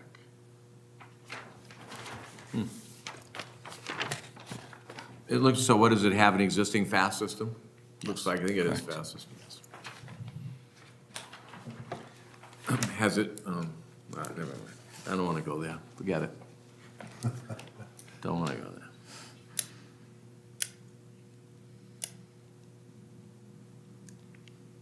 two conditions, two conditions. Yeah, I've got it. Conservation profile. Correct? Yeah, you gotta read them in. Well, I was Some gonna of the I was gonna house get subject plans? to the letter. Of the I, house? yeah, Any issues no, there? I don't see, it was just, it took me a minute to figure it out. It's The gar- lots of, The garage is under the master, so when I looked at it was just, it looked like it was another level, but it's all good. I figured it out. The way the plan's drawn, it shows it, Yeah. like the garage is not attached, but I can see it's the same footprint as the master, so I know it's below it. Right, Then right. Looking at the elevation, I can see it's like a split level almost. Is it a slab? Or is it a basement? It's actually open underneath, it's, you know, it's on piles, so Is it a V zone? Got it. it's in the V zone, Yeah, it's a yes. V zone, so it's on piling. It's in the velocity zone. Got it. Did the house that exists there now get flooded before any time? Never did, huh? That was amazing. Yeah, I mean, I go by it every once in a while when I'm going out to the island. It's, wow. What's wrong with that? I don't see any issue with what's there now.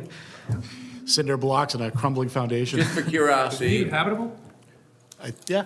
Is it really? And it's never had water in it, as far as you know? Full dry basement. why did you put it, We're giving up a full basement. why did you put an innovative system in it? Because I at mean- the time of the purchase, the Board of Health wanted to see innovative to take occupancy. Okay. There's your answer. That's where it Because of proximity, I bet, to the water, et cetera. Like in some towns, 150 feet of wetlands, you gotta go to an innovative system. Foxborough's one. I think There's Mashpee's towns all over the going there state that are soon. now requiring 150 feet or close to wetlands, you have to innovative. So maybe proximity. I'm just trying to understand. B-zone as well. Yeah, that's true. Yeah, exactly. What's the accessory David, building? did you have any? It's just a, I I did don't not. know, like an From old what I boathouse or remember, shed, but I had it's no coming issue. down. It's It's, coming down. yeah, it's coming down. Any conversations?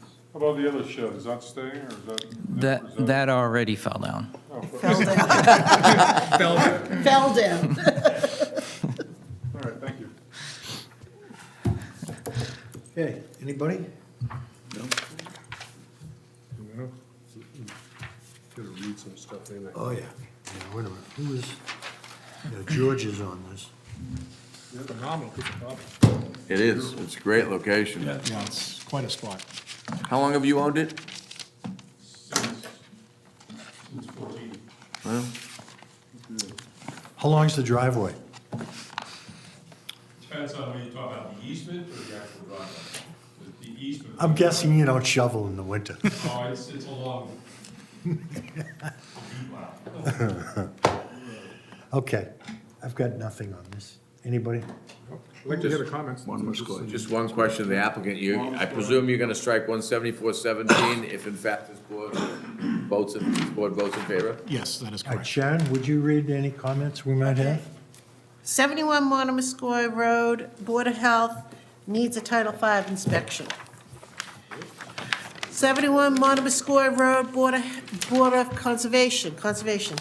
The commission voted to approve the proposed project at 71 Monomoskoye Road and will be issuing an order of conditions within 20 days of the date of approval of April 20th. That about it? They also sent That an this one email. supersedes the, No. But we have a letter with comments from conservation. this one supersedes if you look at the date. It did? What's the date of the one in your right hand, Bill? Prior to, 4/21. This is 4/26. Okay. So why would they say that, make conditions, and then say they just close the hearing without conditions? I No, don't get what it. they're saying now is they will issue order of conditions in 21 days after our approval.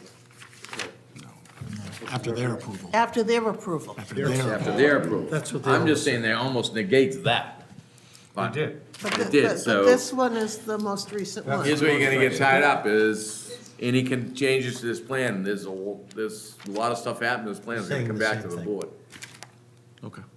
And there's a lot of things happening in that plan, and I hope, I mean, they've approved the project, so I don't know why we'd they be. just didn't issue an order of conditions yet. yeah, but if you read the first letter, it referenced 3 items that they're concerned about. But then it, Then the next one says, we've closed it and we're gonna issue an order of conditions, but it kind of negates that. I don't know what they are. You know what I'm saying? You would think that, What are the, can you read? I haven't seen it, so do you know what the 3 issues are? yeah, it says Monument is closed and approved with the following, closed and approved. Yeah, Now, the last letter doesn't, it just says it was closed and we'll issue the order of conditions, okay, not approved. And then it says, and we'll issue the following conditions, 3-year mitigation monitoring contract, close out prior any construction, existing order of conditions to be closed out prior to any construction commencement, and That's it. I only see 2 out of 3, I don't see the third. Those seem like they're procedural more than substantive Yeah, as far as requiring a change of the plans. Just doesn't make sense, but whatever. So I don't think that there'd be anything that would require us to come I back. just referenced the Conservation Commission. That's what I'm gonna do, the one she read, because she didn't read that one. No. All right, Sharon, any more comments? No. Okay, anybody on the board have any questions or comments? That's mine. Okay, anybody in the audience have questions or comments? Okay, seeing none, Ron, would you like to make a motion to close the public comment for this hearing? I could make a motion that we close the public comment period for 71 Monomoskoye Road, owner Timothy W. Leadem, trustee, who is requesting a special permit under 174-17-1 and 174-33 in the zoning, of the zoning bylaw and Mass General Law, section 48, section 6. Do we have a second? I'll say, Scott seconds. George, how do you vote? Yes. Scott? yes. Ron? Yes. Bill? Yes. I vote yes. Any further conversation? Okay, so let's make a motion on the 17-1 and the what, 33? So council, I'm going to strike 17 on this one? That's correct. Good. I'd like to make a motion that we issue a special permit to Timothy W. Leadham, trustee, at 71 Monomoskoye Road. Said special permit is under section 174-17-1 and 174-33 of the zoning bylaws and Mass General Law 48, section 6, to raise and pre-existing non-conforming single-family dwelling and replace it with a new single-family dwelling and property located in R3 zoning district, map 108, parcel 9, Mashpee, Mass, with the following conditions. 1, board has determined the applicant meets all the conditions of a special permit under Mass General Law 48, section 9. 2, site plan prepared for Osprey Island Nominee Trust, project 71 Monomoskoye Road, Mashpee, Mass, sheet number 1 of 1, date March 17, 2023, drawn by MD, checked by MC, prepared by Cape and Islands Engineering, drawing title, proposed site plan, scale 1 inches 20 feet, revised 3/14/23, add conservation quantities and details of NOI, stamped and signed by Mark D. Dibb, civil number 45937, sorry, 45937. 3, building plans prepared for Leadham residents, 71 Monomoskoye Road, Mashpee, Mass, prepared by Yorish Associates, Inc., date 3/20/2023, project number 1285. A-1, right side elevation, entry elevation. A-2, rear elevation, water side elevation. A3, first floor plan, garage storage level. A4, second floor plan. 4, condition on all town departments' comments read in the record, including but not limited to Conservation and Board of Health. 5, condition that all changes to the plans will require the applicant to return to this board. 6, the board, any and all changes to the plan. 6, the board finds that the proposed project is not substantially more detrimental than the pre-existing non-conforming structure or use to the neighborhood. 7, the board finds the application under 174-17-1 as submitted is not substantially more detrimental than what existed prior to removal of the existing structure, that there is adequate land area to provide sufficient parking, and there are no new nonconformities being created. Do we have a second? Second. George seconds. Okay, George, how do you vote? Yes. Scott? Yes. Ron? Yes. And Bill? Yes. I vote yes. Thank you. And again, I'd Good like- luck. I'll We- move- 174-17. Move to withdraw 17. 174-17. Like to make a motion that we accept Chris Corain, attorney for Timothy W. Leadham, trustee of 71 Monomoskoye Road, withdrawal of 174-17 under said application submitted to this board tonight. Do we have a second? George seconds. George, how do you vote? Yes. Scott? Yes. Ron? Yes. Bill? Yes. I vote yes. We're all set. Great, thank you. Good luck. Have fun, great project. I look forward to seeing it from the water. It's gonna be beautiful. You gonna be swimming? What's that? Swim out there? A boat. I think better than a boat, I have friends with boats. That is true.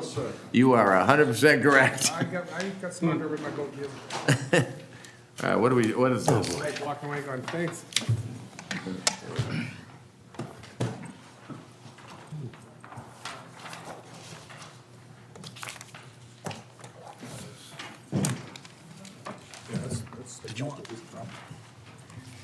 Do you have any house plans you can send down? So I thought I sent them back. Everything, oh, there's plans right here. Bunch of stands, Plans? plans. Plans. thank you. Yeah, I don't see it. That side. The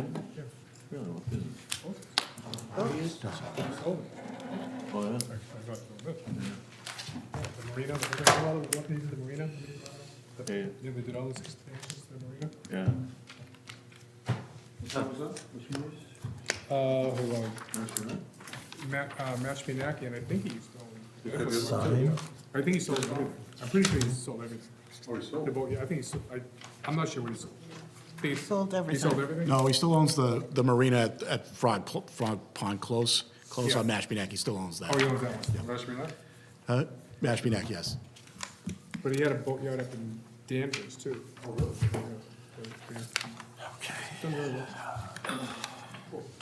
We all set? Got everything back? Okay, so that takes care of that. Did a really nice job. Sharon, you're sitting on the next two hearings. Okay. And Edwards, too. Okay, would you read the next two, and we will vote one by one on these? 40 Evergreen Circle.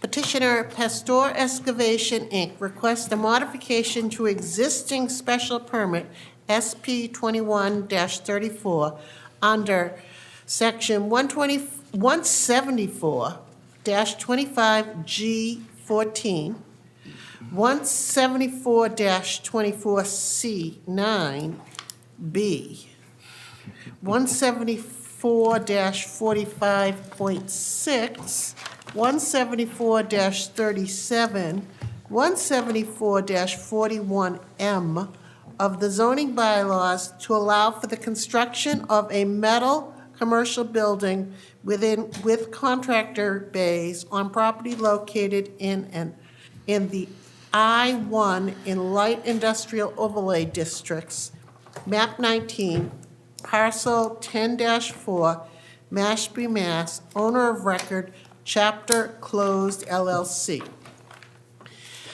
40 Evergreen Circle. Petitioner Pastor Excavation requests a variance from the front yard setbacks under 174-31 land space requirements of the zoning bylaws to allow for the construction of a metal commercial building with contractors' bays on property located in an I-1 in light industrial overlay districts, map 19, parcel 10-A, Mashpee, Mass., owner of record, chapter closed LLC. Great. Thank you very much, Mr. Chairman, members of the board. Again, for the record, Attorney Christopher Corain, representing the applicant in this project. So this is a project that is your typical metal building that is being proposed in the I-1 zoning district and the light industrial overlay district. So there was a special permit that was issued by this board for a contractor's yard.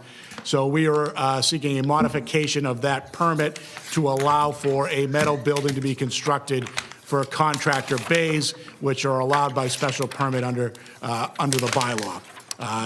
Typical to what you see in the industrial district, typical to what you see on Evergreen Circle. So nothing that this board hasn't seen before, hasn't approved before. There is one wrinkle to this application, and that is the request for a 1-foot variance from the front yard setback. So because of the cul-de-sac,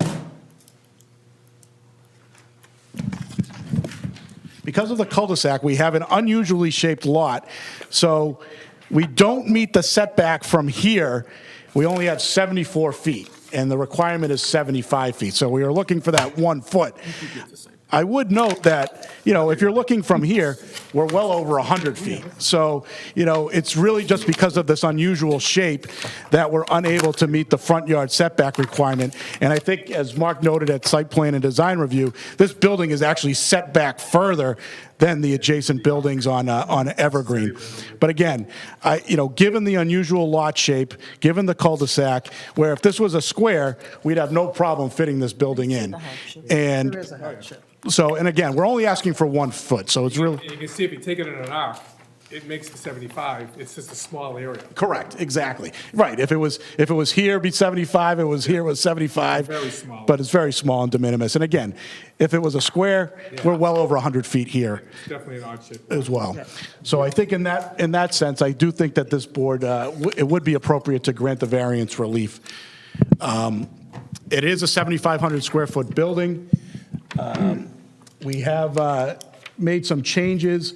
To design review, we put shutters on the windows because they were not on the original site plan, design plan.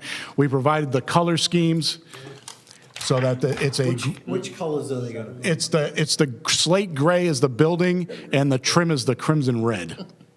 So the ones on the bottom listed here? Nice, Colin. Right. Is that acceptable to you? Lovely. As a zoning, as a zoning board member, Right. lovely. Right, design review. And there was also, I've never building down approved industrial colors. park. did we All right, does revise the anybody want to see landscaping based This on was colors? peer I can reviewed, talk to correct? that. Okay. This was peer reviewed? No, this is Yes, it was. design. Because it wasn't, I think they did a great job. They recommended it. There were some comments made by, I can't remember his name, but he, Pesci? no, your Tyler, who's the, We'll- on we design. gotta read 'em in. Right, design review, he's kind of the landscape go-to on design. He wasn't at the meeting, so he followed up, but we're, willing to meet any of those conditions. The only other two things that we're requesting relief from, and it's discretionary relief, and that is the location of the parking, and that is because most of our parking is in the front where it's required to be on the side or in the rear, but again, that's at the discretion of this board. And the reason we put we actually had all the parking in the front. We were able to move some of it into the rear of the property, but given the unique shape of the lot, given the fact that we need to allow for emergency vehicles, most of the parking has to be in front of the building. It's not unusual in that area for the parking to be in front of these buildings on Evergreen. And again, we're attempting to provide as much screening as possible to screen it from the road. And the other request is to waive the requirement of the landscaping within the parking zone. So there's no landscaped islands or anything like that. But again, we're trying to provide sufficient screening in other spots. How do you say Tyler's last name? Goodrow. One ornamental Do you have plant. Tyler's comments? What's the Tyler's? Oh, no, he's on the. Yeah. I have, below are my additions as pertaining to the landscaping. It's dated April 18th. Seed mixes for infiltration and rain garden area, no lawn mixes. Evergreen tree recommendation, green giant arborvitae shrub, inkberry. Possible screening from abutters where applicable. Tyler Goodrow. Goodrow. Okay, so your plan on this to solve that would be, So, along with Tyler's, all those requests, I assume. Right. correct, we did the arborvitaes along the parking lot. We definitely are proposing arborvitaes. The two pine trees, let me just, at site plan review, there was a requirement of 3 deciduous and 3 pine trees that we've incorporated into this. The 3 pine trees in front, we've proposed cedar trees versus the giant arborvitae trees. If we could confirm with Tyler, that's okay, but we definitely, along that sideline, are providing arborvitaes. I think the number of trees is what everybody's looking for. We would like, being that it's in the front, if you've seen those giant arborvitae, we'd prefer a different specimen, but, and then we did provide the shrubs along in that corner again, which would, as you come up the road, provide some landscaping. Okay. But that's. and he says seed mix for infiltration and rain garden area. Correct, those are, No lawn mixes. Wouldn't our peer review gentlemen We're request? gonna get to that Yeah, in a but the second. rain garden should have been designed by them and checked by peer review. Well, we're Does gonna that get have to those- that too. We got Okay. that. Species of plants is very important in a rain garden. The We're gonna get to it. details did call out New England wetland seed mix, so I believe we meet the mix answer. Okay, do you have plan review? Plan review.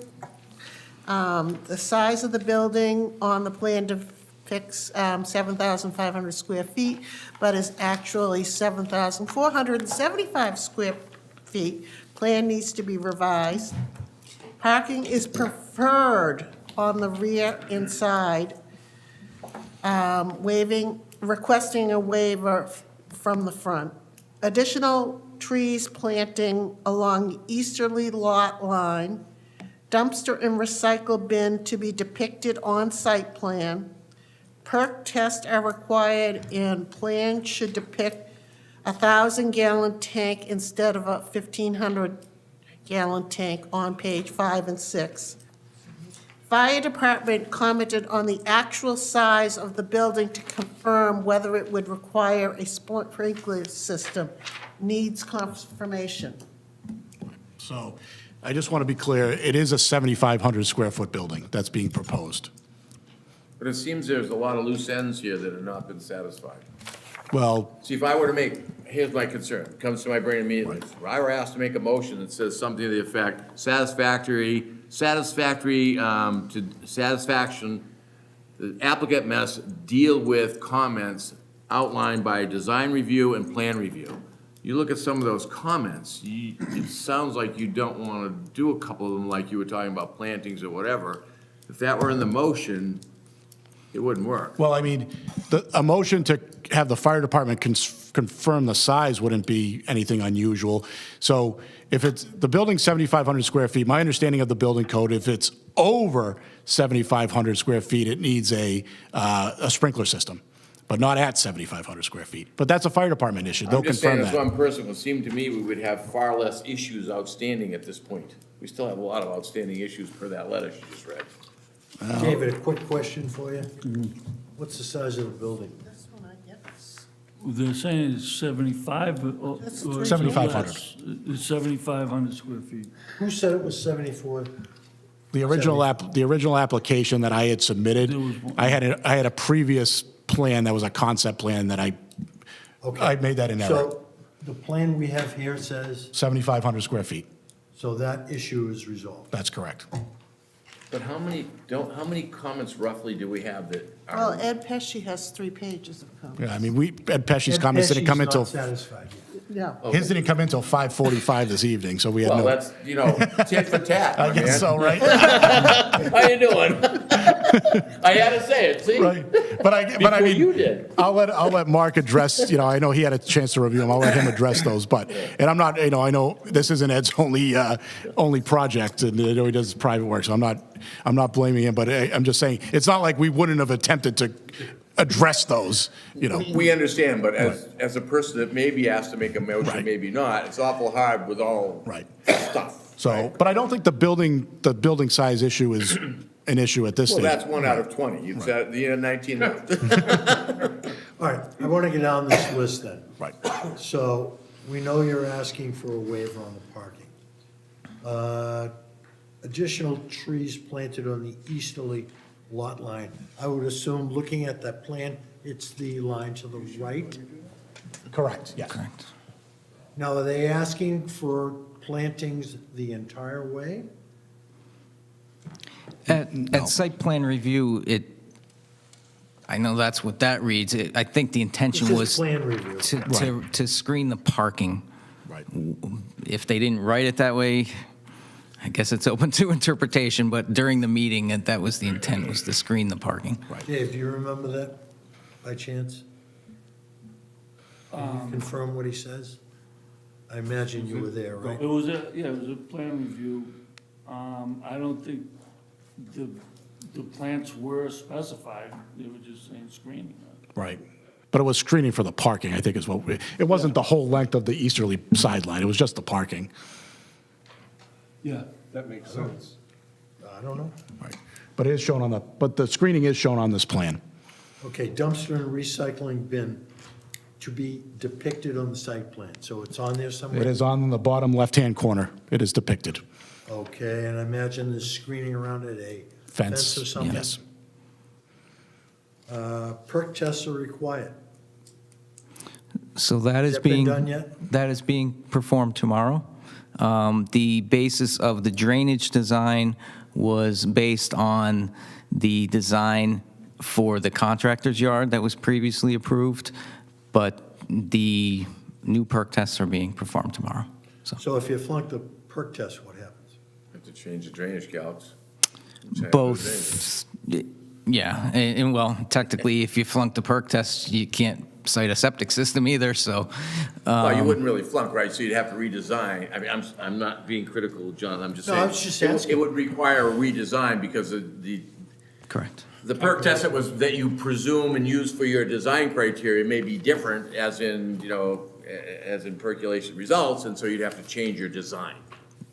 Okay? Possibly. It says the plan should depict a 1,000-gallon tank instead of 1,500 on page 5 and 6. Yes, Has that there been was. changed? Yes, there was a typo on the detail itself. It's been corrected to 1,000 gallon. Okay. Fire department commented on the actual size of the building to confirm whether it requires a sprinkler system, needs confirmation. And What do they mean by that confirmation? They've already said that it's. Well, so that doesn't trigger the need for a sprinkler system. So my understanding is that you can be 7,500 or less. You can't be 7,501. do you remember that by chance? Does that sound right? Yeah. Okay. My only thing is, we should have Petchy and any other one that's reviewed the Oh, plan. we haven't saying- got there yet. Well, I'm just saying, approved, signed off, and said, Right. who are we to Probably even not at this stage, but- confirm or not confirm any of these line items? You know what I mean? Yeah, well, I think I need more information. Yeah, right. Okay, let's talk about Pesci. Where do you, You want me to read all this? Was it, was that it for site and design that I can answer? I think we've covered everything in that regard? well, you've had an answer for it, I imagine. Okay. I don't know if everybody agree with me on that. Well, yeah, so you asked a question and he gave an answer. If you were asking me that question, I would say whoever was making the comment from the town side needs to say comment been answered and dealt with. You know what I'm saying? Well, how To much- ask, and don't take this wrong, Chris. No. You've been in front of this board a lot. I trust you. That's not my question. Right. But my point is I'm not gonna ask an applicant if they've dealt with the comments of peer review or the fire chief. I want the fire chief to say, dealt with, peer review, dealt with, right? But and I'm not trying to argue that point. I'm just, procedurally though, doesn't the fire department review these plans before they issue a building permit to determine those things? I mean, Absolutely. Yeah. It goes to them, and I don't think the board has purview whether they have a sprinkler system or not. No, I'm That's not inside the picking, building, so. there's so many things here, and Jonathan keeps saying we haven't seen Petchy's yet. My only point is, let's put wrap a bow on this whole thing, and like, whoever brought up the comment, if it's Petchy or anyone else, says the applicant can address that issue, done. I mean, so John was just saying, he went, and he's a chairman, he'd do what he wants, he's the boss. Did you do this, did you do that, did you do this? I mean, we shouldn't have to even do that. It should be whoever made the comment saying that it's done. I mean, we could certainly say, I have no problem sending it, the fire department's reviewed it. The plan that the fire department reviewed is the 7,500 square feet at site plan. So if you want to send it to him and he can say, because I think all he's going to say is, if it's over 7,500 square feet, it needs a sprinkler system. I'm not even focusing on that, I'm just saying as one member, on a commercial piece of property like this, that's got, many parts to it, never mind just drainage, but many parts to it, whoever the person that's reviewing it says, I have a problem with this issue, that same person should say, the applicant has addressed that problem, thank you. On every aspect of it. And if there's something that the zoning enforcement officer is dealing with and he says, hey, that's my purview, then that's his purview. Let's say that let's just take the sprinkler issue. If he says, hey, I know I can handle that, then fine, that's been dealt with. Right. Well, I guess, But- let me ask you this, like the recycling, it's shown on the plan. Do we need to go back to site plan review or the DPW? Well, it would seem to me there's more than one thing that site plan review gave comments to. If it was just that, I would buy into that, but if there's probably 5 or 10 items or more that site plan review has said, this, so it should go back and they should say, all set. Because why should this board, who, we're not in the heads of plan and site review, and they're asking questions and making comments, it may be over our heads as a board, and we're not the ones making the comments. The ones making the comments should sign off on the comments. It just never works that way, as you know. We don't send It's a things back to shame. I mean, it site should plan work that review. way. But, because some of the, I Bunch of think, volunteers. No, I trying to mean, make an honest yeah, decision no, I get it. Because some of these things I on the don't think, facts that are presented to us. some of these things I don't think do need to go back, because as I say, I guess, something like the 1,000-foot note, it's 15, they made a correction on the plan. It's shown on the plan that it's been done. Okay. Listen, I'm not gonna draw a hard line in the sand, it's just, No, I I'm know. sure there's gonna be certain things. Right. Like, somebody might say, hey, this drain, but something that's above and beyond certainly the ability of this board, and the engineer might say, we dealt with that. Well, Well, I think- we need someone that has ability more than this board to say it was dealt with from our side. Well, I think what I would suggest then is, because site plan review is comprised of all your department heads.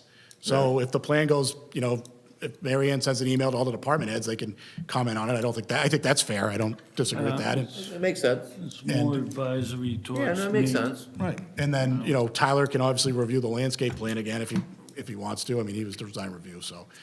But I mean, like, well, whatever. And I know We that haven't Pesci has got a lot to of Pesci. comments, so I'm assuming we're going to be back here in a few weeks, so. Yeah, I could, All right, so can I, before we go The to, trees that are on that plan, Yes. were there any trees on the plan that was originally shown to the design review? there were No. no All right, so what trees you've on done the is you've added the design trees that they review. recommended. That's That is a correct. result. The Right. There were the no trees. 1,000-gallon tank to be shown, does that show a 1,000-gallon tank? That's, it does, yes, it Okay, does. so if, So, that picks up what the design review recommended. correct. But Charlie, here's my question, the reason why I'm raising this No, is, okay. so like you mentioned the tree, right? The trees? The question is, are those type, size, location of trees acceptable to design review? That's a good question, because And so there's a hole between us and them, and the applicant can, and I'm not, you guys have done right.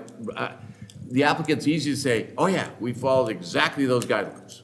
But the person who made that question from design review might have wanted, a specific in his mind or her mind, Yeah. and it didn't meet that criteria. so this plan should go back to design review and have them review this plan. Well, I think what I would recommend is email it back to Tyler, because he's kind of the tree, fine. your tree. design review is, all it is a committee that advises the building inspector. No weight at all. Yep. But my God, if they're making statements like, I want trees, or I want this, and it's being, and they're specific, we're not in their brain. I mean, they've got to own it, and they need to say what they want, or spell it out. I want 6 arborvitae, 6 feet tall, 6 foot on center. I guess then we could look at a plan and say, all right, there's 6 arborvitae, 6 feet on, but if they want plantings on the north side of the lot line, what does that mean? And that's Yeah, something I don't know if it's Ed all the way brings or up. not. Yeah, I mean, I don't want to have, if they're spending their time like we're spending our time, if they're making these comments, I think it's in our best interest and it's our job to make sure that those comments are being dealt with. I agree. Well, just- I can say that there are more plants on there than there was. at the- There you go. All right, we're all set with the plans. As I say, it's kind of a, No plans.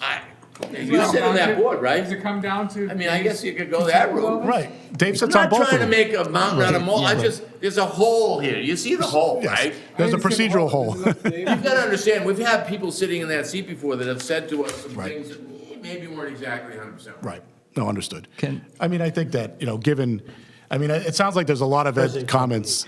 Exactly, present company Yeah. excluded. Right. Thank you. I appreciate that. You're welcome. can I make 2 comments? I just want to take a minute and go through the time frame. So the site plan review was on April 18th. We also received the peer review on April 20th. That was last Tuesday and Thursday, I think. We do feel we've addressed the comments, but we also received an email from Ed at 5:45 today. He still had 3 things. So, yeah, I feel we met most of the things, but there's still some outstanding issues. I do feel a level of support for the variance part of it, so, if taking 2 weeks, I do we need to think continue. we're not going to seek a new site plan review. We will go to Evan, we will go to, the originators of the comments and seek, a Clarification. a clarification or a checkbox. Absolutely. That would be perfect. Acknowledge Checkbox that is you good. have met, you have answered Correct. their questions appropriately. I personally, as one member, don't have an issue with your variance. but I do have an issue with outstanding issues having a check next to the box. Yeah, and my point was, it just all happened in a week, so. I get you, I understand, but you gotta understand sitting here, right? And I I'm would trying to just- get it to the Yeah, I next will. level. And I'll just point out, like the parking issue, like they've just said that they're putting it in your lap, because ultimately it is your discretion, And so. I get that. As far as front, you know Right. what this board historically Right. has done. I'm not saying they're gonna do it here, but parking in the No. front has been okay Right. historically. Right. Not that it's gonna be tonight, No, but I I'm just saying, I get that. That is Right. our decision. Right. But when someone on another board or committee says, hey, we want this or this or this, and you come in front of us and I have to say to you, did you give them that? And you say, yeah. Right. But there's some give and take into what that statement is. I get concerned over that. Right. So, but I guess as far as tonight's concerned, I think, do you want to even go over Ed's, or do you just want to continue it so we can address I Ed's? think we're going to continue it anyway because of, Right.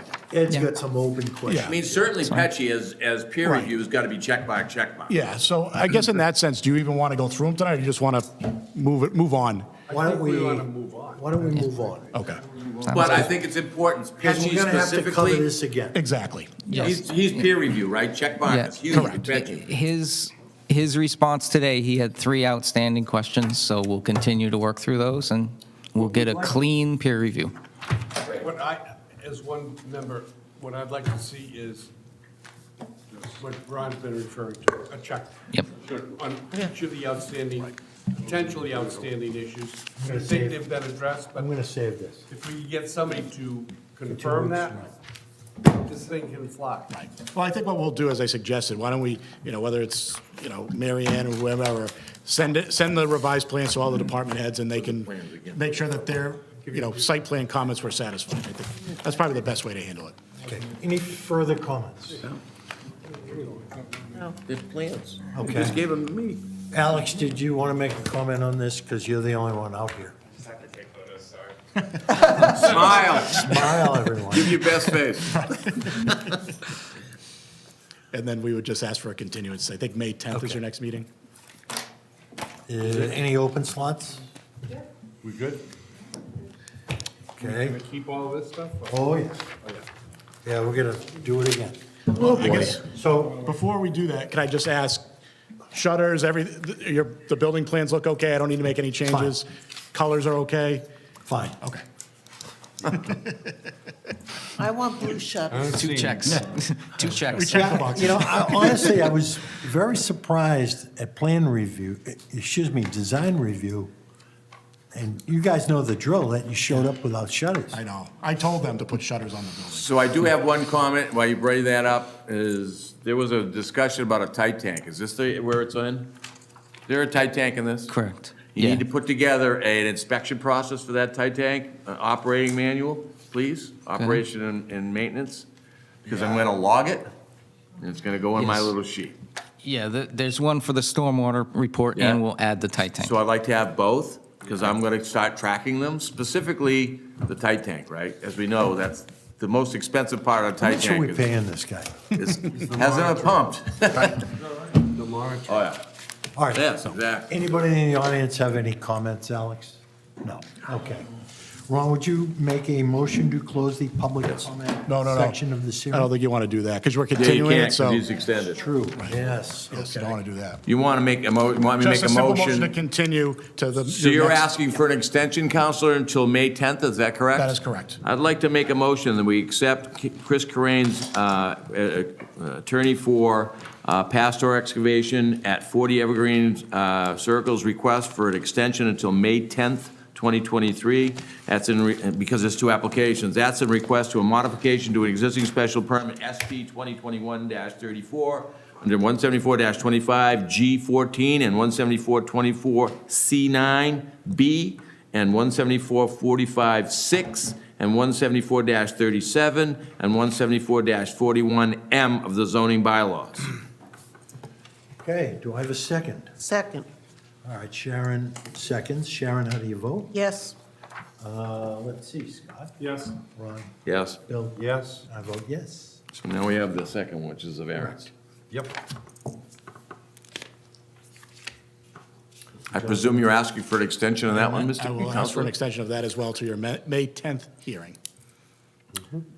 I would like to make a motion that we accept the applicant's, Mr. Pastori's excavation of 40 Evergreen Circles, Attorney Chris Corain's request for an extension till May 10th in reference to his request for a variance from a front yard setback under 174-31 land space requirements of the zoning bylaw. We have a second? Second, Sharon seconds. Sharon, how do you vote? yes. Scott? Yes. Ron? Yes. Bill? Yes. I vote yes. Great, thank you very much. Thank you. Well done. Thank you. O&M, please. I'd like to make a move to approve the invoice for Ed Pesci for 425 Nathan Ellis Highway. Do we have any information on that? We have the Like invoice. Okay, could you read some of the particulars, like the date? So the Mashpee Zoning Board of Appeals, Project 425 Nathan Ellis Highway, Engineering Review Services, Engineering Professional Services, March 10th to April 12th. Travel to conduct site visit to review existing conditions and take photos on March 12th, 2.5 hours at $160, $400 total. Review of project plan, stormwater report, drainage calculations, application documentation, and zoning bylaw, 19th to 20th of March, 6.5 hours at $160, $1,040 total. Review of project notes and preparation of engineering peer review report in an email to ZBA staff for applicants engineering, March 20th, 2.5 hours, $160 an hour, $400 total. Review of revised project plans, revised stormwater report, responses to comments, responses from Mashpee Fire Department, email, and preparation of updated engineering review report, follow-up email and call with applicant's engineer regarding final comments, April 11th and 12th, 5 hours at $160, $800 total. He's got reimbursables, mileage expense, 52 miles round trip for site visit, 52 at 57 cents, $29.64. Plan copies, 24 by 36 color copies of site plans, 9 at $6.15 each, $55.35. Photocopy expense, color for applications, correspondence, and drainage calculations, 96, No, No, it's 96. 62. That's 62. 96 photocopies at Sounds like when you 65 send your cents, bills out. $62.40. Grand total of $2,787.39. What was the total again? $2,787.39. Okay, so I don't know if that's good. would you like to make a motion on that, Ron, that we accept that? I'd like to make a motion that we accept Mr. Pecci's engineering's bill, and we ask we pay that bill out of, we've already got funds on account, right? Yes. So we pay this bill out of those funds, and we have funds left for inspection of the job during construction, correct? I still have to request from the applicant. Yeah, because when I was reading this, the first thing I thought of was during this construction, we want to make sure he inspects. Yeah, it was requested, when the board approved How much money do we request? 5,000. 5,000. So we've already eaten $2,787 of that. Was there any other bills other than this? Not yet. So we only have $1,300, so we have $2,300 left roughly for his inspections during construction. We may need more, is my point. We may want to, in the motion, not forget. Yeah, me. Isn't he required to pay all the expenses? Yeah, but once he gets his permit, it should be subject to getting the money in an he has his account permit. before he gets his permit and bills or an occupancy or something, right? Because, Occupancy, but he's already has his He's permit. already occupied. yeah, all right, so my He's point already is, before he gets an occupancy, some type of control that he puts, He still has to get an reloads the occupancy. account with some more funds, so there's an inspection done. built. I think somebody else has already handled it. Okay. Well, you don't do that, though. You don't handle funds. He doesn't do that. You have to reimburse that account. Yeah, but That's also somebody in the office handles it. request it, but then it's reimbursed very quickly. I don't think so, but, Who requests it? You? The board, yeah, this board requests it. We requested 5,000. You'll let us know if we need to get more. Low level. Mary Ann will let us know if we need to get more. All right, do I have a second on that? Second. All right, Bob seconds. All in favor? Aye. Aye. Sharon? Move to approve the meeting minutes dated April 12th, 2023. We have a second? Second. George seconds. All in favor? Aye. Let's see, Charlie, would you like to make a motion to? I move that we adjourn. Second, anybody? Second. Darren seconds, all in favor? Aye. Good night, everybody. Trash, good night.